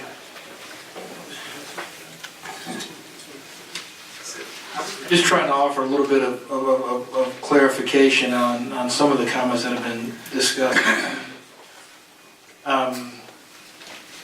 I think I want to make sure we're still on item number 4, I believe. And just, I think you probably can lump item 4, 5, and 6 together. which is probably best at this stage. Again, it sounds like the consensus of the council is not to move forward with the presentation. I understand you've had the presentation before. I think, from the staff standpoint, I think we've presented our recommendations to the council for consideration. But again, that certainly we've discussed it ad nauseum this evening, so I'm not going to delve into that anymore. In regards to the remainder, as far as the process for the program management and the comprehensive transportation plan, I'm not quite sure with Councilwoman O'Doma's comments. So once we were tasked with once we were given the task, staff, myself, Mr. Joyner, Mr. Curry, of going through and starting the negotiations, that process began. So I'm not quite sure where the issue was about salvaging something. I mean, I think that process began and has been done in earnest, since we were given that directive, and I think we're continuing to move forward in that regard. There have been a series of iterations in regards to the process thus far. They've given us scopes, we've discussed scopes and pricing and whatnot. So, and as of today, there have been some additional amendments that have been made. So that's where we are in the process. I mean, without delving into any much further detail. As it stands right now, staff is in the process of reviewing the information we've just recently received. We haven't made any firm assertions as of yet, but we'll continue to go down that process as we have been doing. I did want to clarify a point, and I think it is important to clarify that, in regards to, and the comment was made about there were other contractors that presented for this process. That's true, CH2M/Jacobs did present. However, since that time, the company has come back to the council, indicated that they would not be pursuing this work in any way, shape, or form. So I don't want the public to have a misconception that there is, while we are handling the municipal services and doing the review process, we are not pursuing the program management nor this comprehensive transportation plan, any one of those contracts at this time. So again, I think it's an important comment to make that, to make sure that that distinction is clear for everyone. And I think, earlier I had a note to kind of clarify, but I think it was brought back up in regards to the process as related to the CH contract. I think I was going to shot something over to you all this evening in regards to the process, the RFQ process that did take place early on. And Councilman Cobb, to your point, you're right. I think it was recommended, reviewed initially by the transition committee, but I think the council members did conduct interviews later on, made a final determination. That was my understanding. I could be mistaken. But that was my understanding of what transpired, that the council members did conduct an interview. So again, that's where we are, that's where we stand as far as the process thus far, and as it stands right now, we'll continue to move forward. Or encourage, and if I left anything off. No. Thank you very much. And before we move on, I'll just say, without divulging any details, hopefully within the next, I know I'm stepping out on a limb, but within the next 30 days, that could be a recommendation. And we can either wrap it up or start over. Councilman Turner, I'd like to, since I didn't realize that we wrapped up 4, 5, and 6 all in one. So I just want to make this last point. On our referendum for SPLOST, well, first of all, let's back up a little bit. When we entertained the 2 presentations for the consulting program management, it was before the referendum, right? It was in August. So we chose the company. That company helped us create the referendum language and the bucket list for the referendum. Inside of that referendum were very specific numbers that you can almost match dollar for dollar to the proposal that we accepted from that company. Everyone in this city who voted for SPLOST voted that the bucket for program management could be $3.8 million. Voted that the comprehensive transportation plan could be a maximum of $500,000. These buckets that we all voted on were formulated from the company that we chose to handle our program management. And every citizen who voted for SPLOST had that information with those numbers. Now, granted, the numbers can move in the buckets, which is why you negotiate the contract, so that you can negotiate those numbers. But the point is, you're not negotiating whom, you're negotiating the numbers. We continue to have a difficulty in understanding that we are no longer trying to decide whom. We're trying to get to the numbers and finalize that. Somewhere along the line, we all know where along the line, there was a halt in the process of coming up with the numbers that will finalize these buckets, which is the contract. There was never a discussion on whom would do that. This company helped us actually come up with what we voted on. So I continue to have a difficulty in understanding why the conversation keeps going to whom will manage versus what is the numbers that will be managed, and then come up with a project list. The reason why we don't have our roads paved and the reason why we don't have our bonds is because you have to have a project list to produce the bond. In order to come up with the project list, your program management consultant helps your city come up with that project list. In order to get that, you have to have the program consultant under a contract. There was never a decision on whom. It was always a decision of, let's get this contract with whom we all decided on, according to all the statement of work, and get to that number. When a group of people decided that we would no longer allow that process to complete itself, is when the council intervened because we had an issue with that. Now, all we're trying to do is get to the bottom line of that initial process. Was it right or wrong? We can debate that all day long. But what's right is that you do not take a service you've already given to someone and put it out for public bid while you're still negotiating that service. So the numbers that everybody's, oh, they're so expensive. Anyone could be this expensive because we voted on the number. I respectfully, are you finished? I'm done. Thank you, sir. I respectfully disagree with that whole premise. It is not about the whom. And that is the fundamental issue with council at this point in time, in my opinion. It is not about the whom. It is about the process. That's what it's always been about. What we are concerned, my concern, is that did we or did we not follow the correct process in getting to, as you put it, the whom? That is probably the divide. Part of council is concerned more with the whom than the process. At the end of the day, the whom would not necessarily bite us in the butt, but the process certainly can. And so we have to be careful as we make our decisions to make certain that we review our processes and make certain that we're doing the right thing. Simply because I robbed your house yesterday and got away with it doesn't make it legal for me to continue to do that.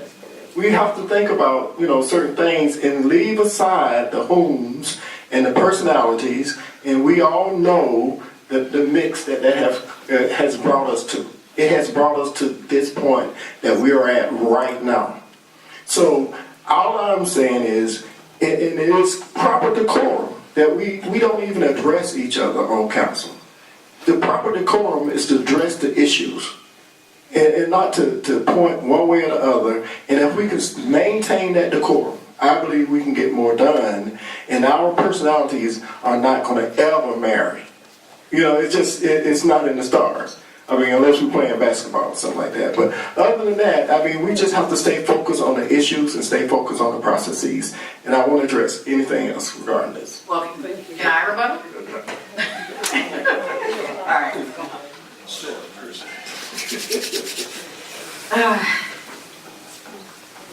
I think, so we're saying the same thing, but we mean different things, which is interesting. But you're right, it's not about the who, because we already decided who it was. Right? So, you're right. It's not, the court of public opinion has been swayed, so they're going to make the comment, but.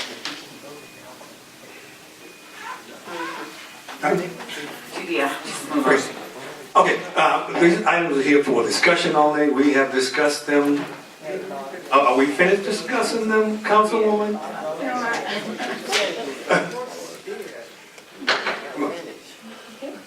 I just want to add that I am happy that the council was able to have this discussion. I think it was productive, and I think we needed to have it. And I believe that the public will soon see that we collectively as a council will in fact make the best decision for the city of Stonecrest. And we want to move this city forward. We want our roads paved. We want everything that the constituents want. And I can guarantee you and promise you that we are going to get there. Thank you very much. Can we safely move on from those three items? Good. Next item on the agenda is an ordinance amending Chapter 15 Business License Article from what's that? 19. Mobile food vendors. First read. Good evening, Mayor Pro Tem and Council. Hopefully I've got something that we can all get behind, and that's food. Unfortunately, it's not ordering dinner for all of us, but we're gonna look at, you're right, almost breakfast, but we're gonna look at the first read for an ordinance, which essentially amends chapter 15 by adding section 19, mobile food vendors. This is something that has been of particular interest to the council, and of course this ordinance is here today for providing some sort of regulation for those mobile food trucks. There are a few things in this ordinance that I do want to point out because I do think they are important specifically for council, and particularly that these food trucks can't just operate on public streets. We have written this ordinance in coordination with staff to make sure that these food trucks are operating on particular parcels. Part of their licensing and permitting required, well, they first of all are required to have a business license from the city, but also are required to have a permit for wherever they are located. So part of the permitting process, which I want to point out in this ordinance, is that they get their certification from whatever parcel they want to be on. This can't be a vacant parcel, but they get the certification from the owner of that parcel and permission to actually be there. And that's submitted with their actual permit for their vending license. So that's just a brief overview. I'm happy to take questions, specific questions on this. I've got a real quick question. Yes, go ahead, comment. Does this include our fine chefs who like to barbecue and serve plates in parking lots? And there, okay, two questions. In parking lots or on public right-of-ways, does this include those folks that still needs to get a permit and go through that process? Or is it like a real, like a food truck? This is going to be food trucks along with, I think what you're bringing up is vending carts. So not necessarily those people who are in a proper food truck setup, but maybe they've just got a little stand. So it would include both of those elements. And again, these are not going to be on public streets. They're going to be available for private commercial parking lot situations. Now, what if they're on private property? Like, I'm going to use myself as an example, even though I don't do this. But if I wanted to put my large smoker thingamajig on my front yard and sell plates, so I'm going to give myself permission, obviously, this is my yard, and I go through the permitting process. I'm not a food truck, I'm not a vendor, I'm just a girl barbecuing. But it also sounds like you're not on a commercial lot. And Right. it requires you to be on a commercial. Oh, you have to be on a commercial lot. Okay, all right. I got I believe Grant was next. At least I saw him first. You can't see me over here. Yeah, that's all right. You need to get in the middle. But my question is simple. Well, not a question, it's a comment. I noticed, I worked in downtown Atlanta for years and years and years, and in the movie industry, you see these vending trucks pull up a lot of time, and they provide foods for the movie industry, which is really critical to that industry, particularly for your, what they call them, walk-ons, not the actors and actresses, but the extras, yeah. So my thing is, those vendors downtown Atlanta are almost always on public streets. What I would suggest that we add is that we provide for those vendors to be on public streets, but with permission. So that can go through our movie process. Can I respond to you? Well, just real quick. In the permitting process, that's what they do. That's already included in the permitting process that they have to take care of. I mean, so this doesn't supersede the permitting process, that Councilman Turner is talking about. So in effect, if I have a vending truck and I'm servicing the movie industry and I need to park on Dogwood Pass because they're shooting a movie at my house, and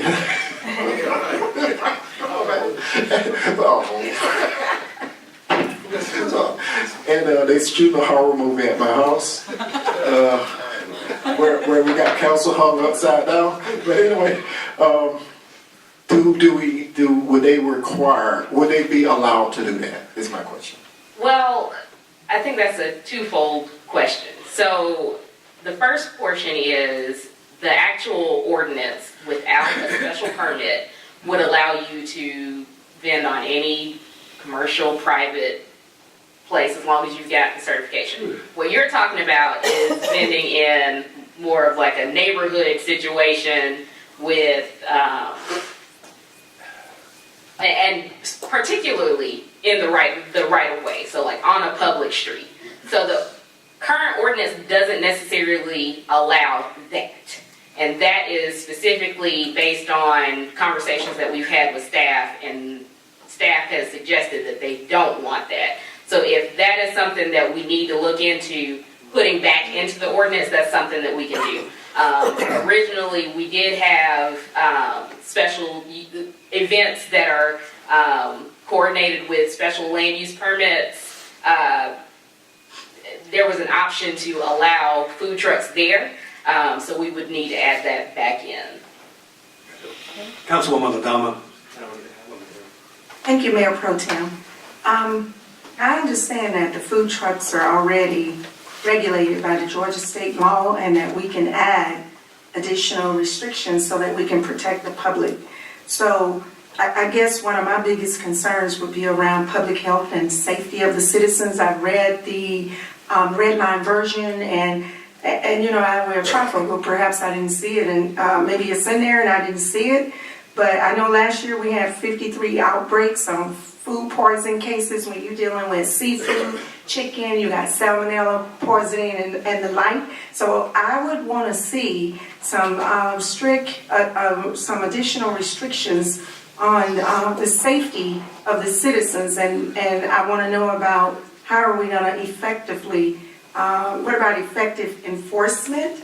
And lastly, my most critical point is that how do we ensure fair competition? Because when you put a food truck out there selling hamburgers and it's right next to a hamburger restaurant in Stonecrest, we want to be overly sensitive to make sure that we don't encroach on the brick and mortar businesses, because we want them here too. We want our food trucks because they bring in billions of dollars across the nation, so it's good for economic development. And even the National League of Cities have identified some areas where we can benefit from it economically. But to do that, we have to have some strict guidelines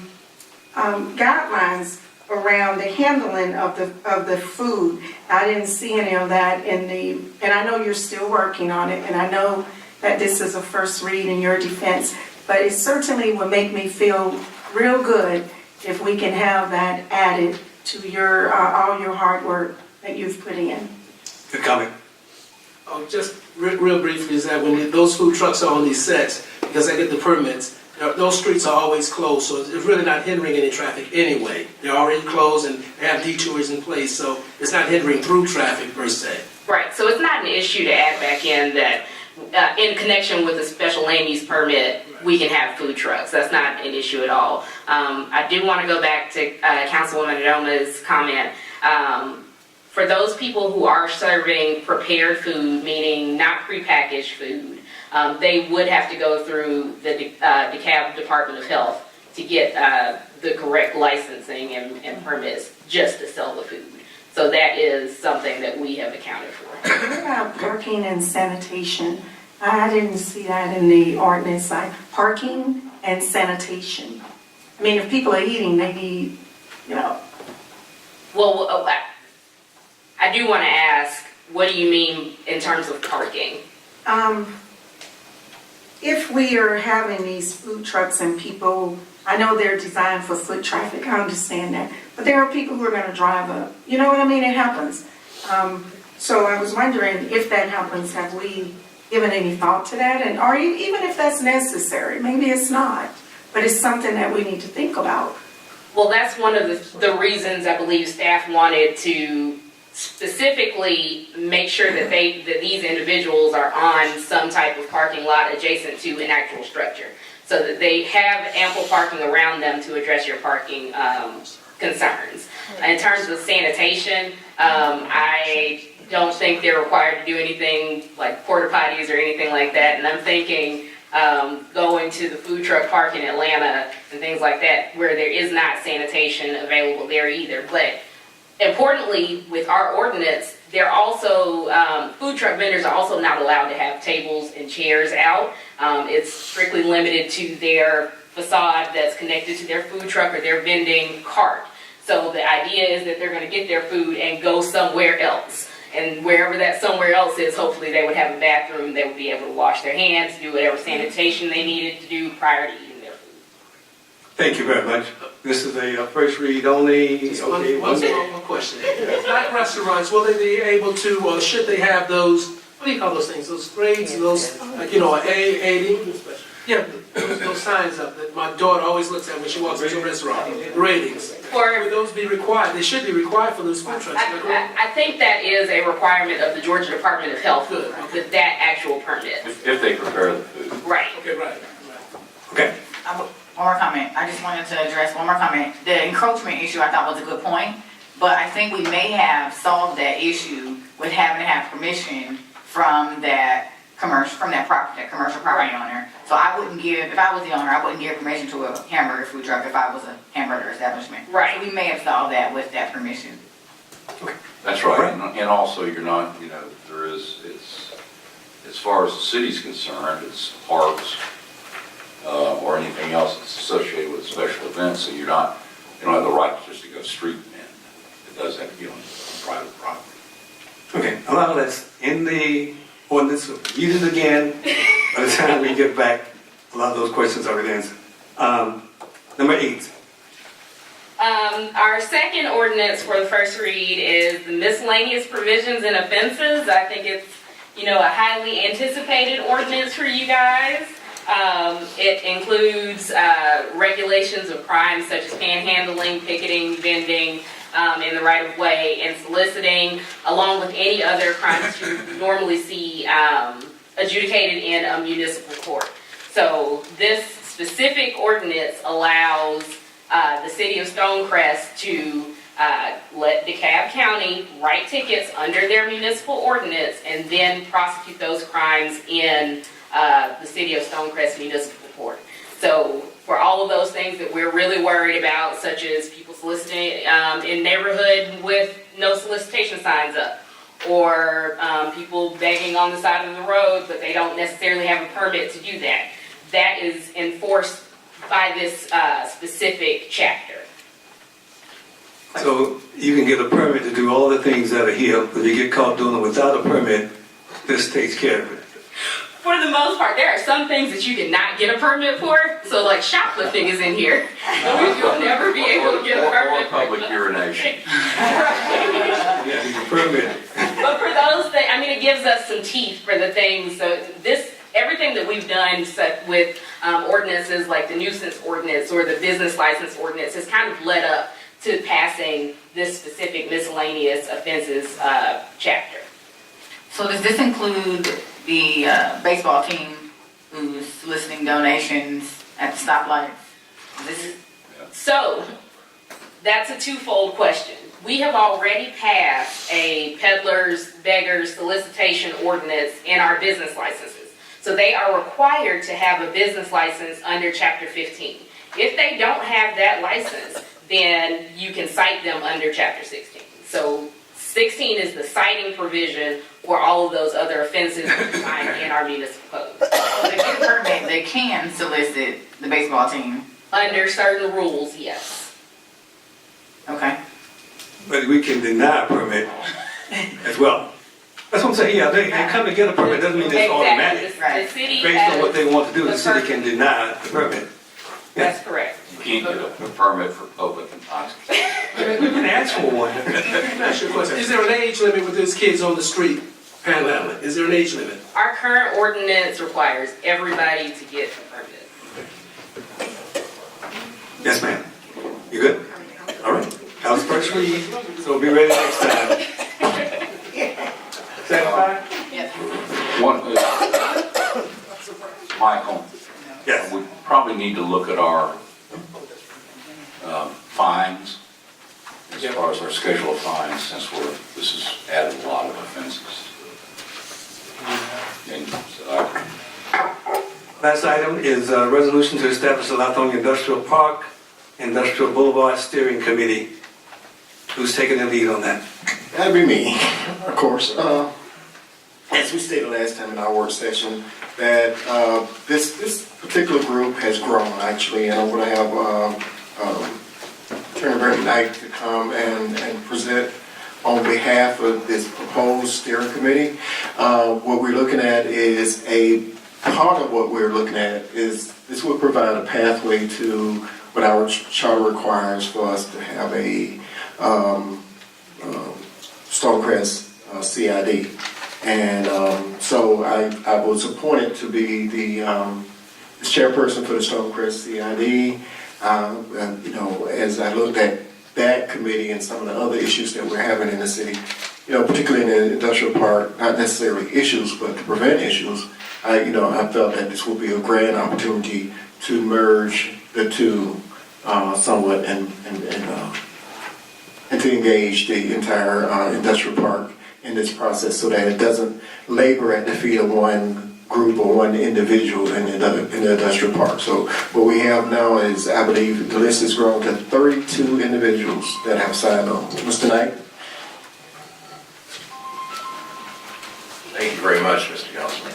Yes, let me say again how honored we are to have this opportunity and how much we appreciate the fact that Councilman Clanton has initiated this idea and asked us for whatever assistance we can give.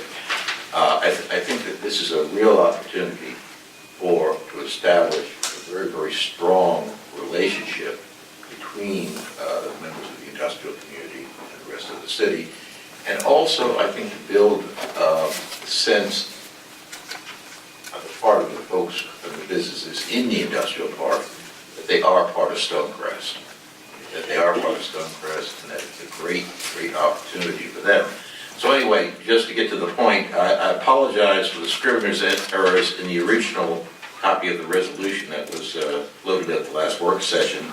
In section 7, there was a numbering glitch, which has now been corrected.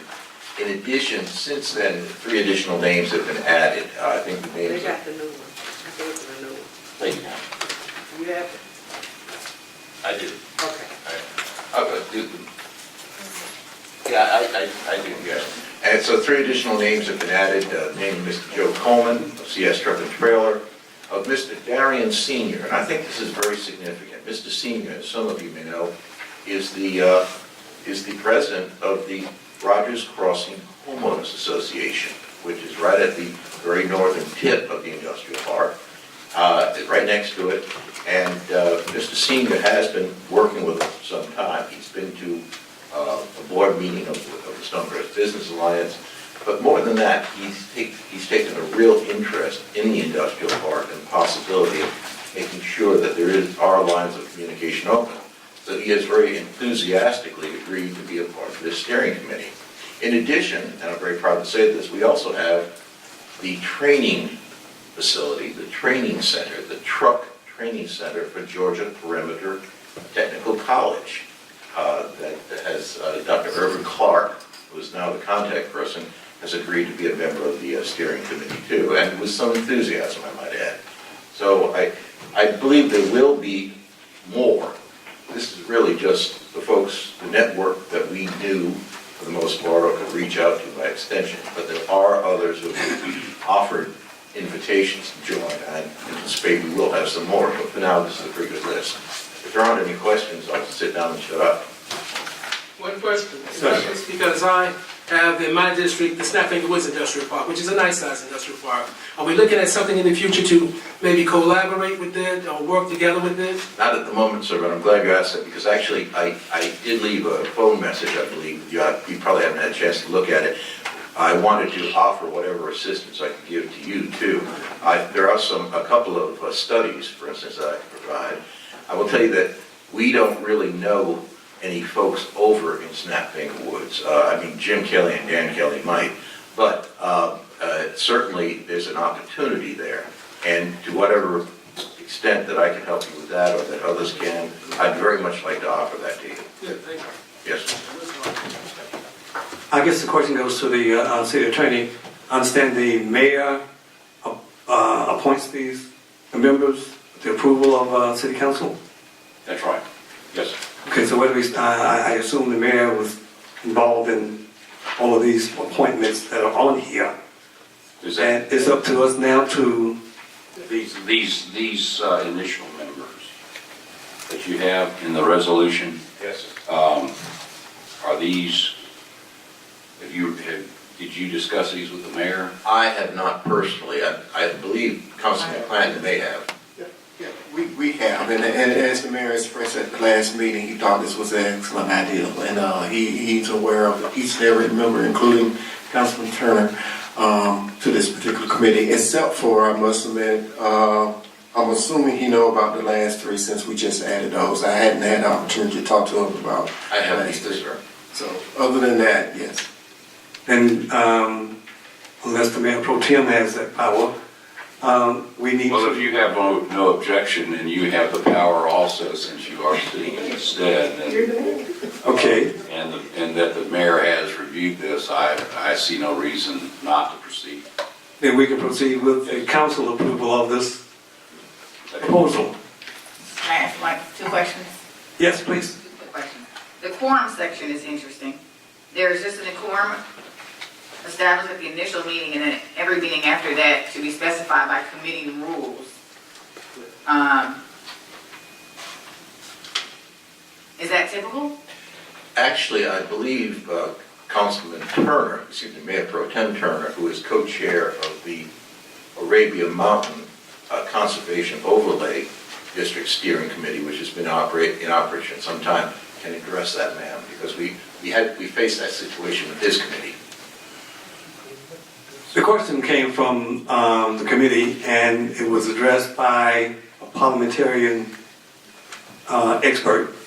And what they said is a quorum is what you say it is. That's right. So you can establish a number for your quorum, and there you go. As your charter establishes a quorum. Right.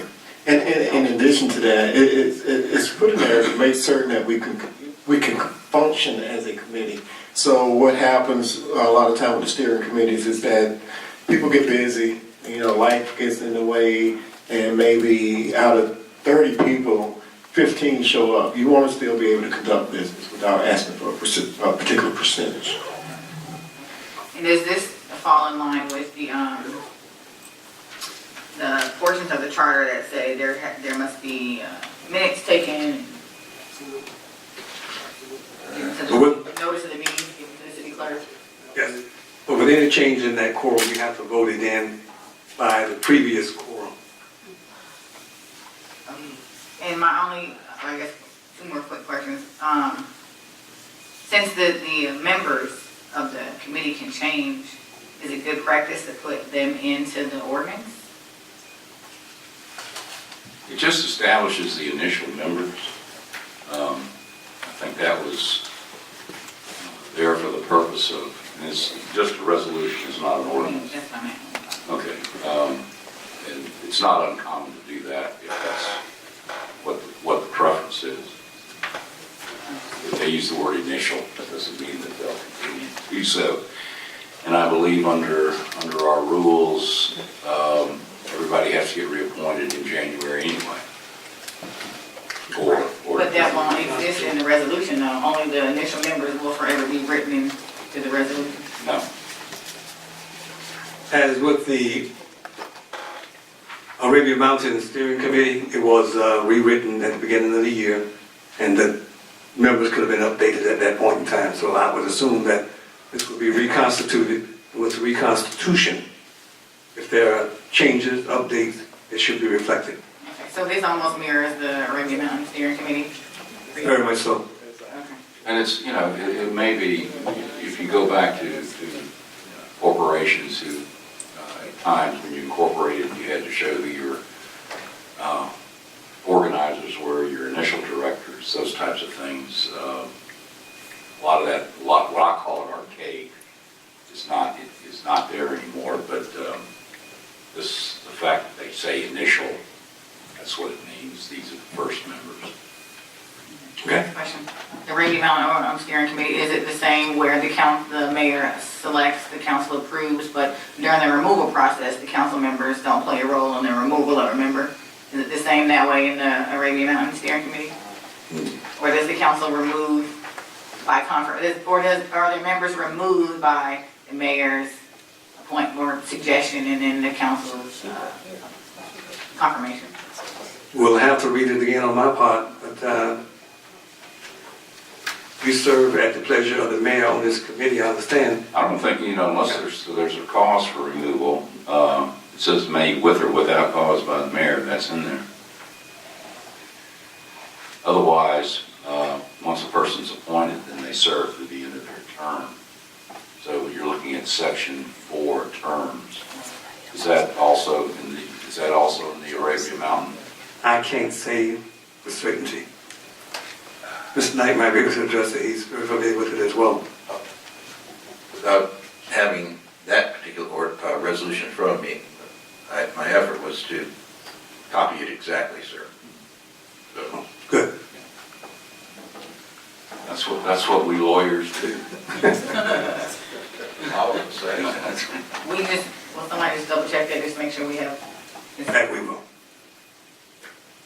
Okay? Satisfied? Sure, I'm fine, I'm good. Okay. Need action? No? It's a resolution. Very great. And Mr. Mayor Pro Tem, I offer the motion to adopt a resolution for the city of Stonecrest to establish the Lithonia Industrial Park, Lithonia Industrial Boulevard Steering Committee for the city of Stonecrest, Georgia. Second. Been properly moved and second that we adopt a resolution establishing the Stonecrest Lithonia Industrial Park. It's the Industrial Boulevard Steering Committee. Ready for the question? All in favor, say aye. Opposed, the same sign. Motion carries unanimously. Thank you. I understand, well, first of all, let's go through city manager's comments, No comments. city attorney's comments, No comments. mayor and council comments. Let's start with District 1, No comment. District 2, District 3. District 4 has no comments. District 5. Just wishing the mayor a speedy recovery. Thank you. I understand that there's a request for an executive session with the personnel matter. Actually, real estate. Real estate and Well, we know it's real estate. What was the third? it was,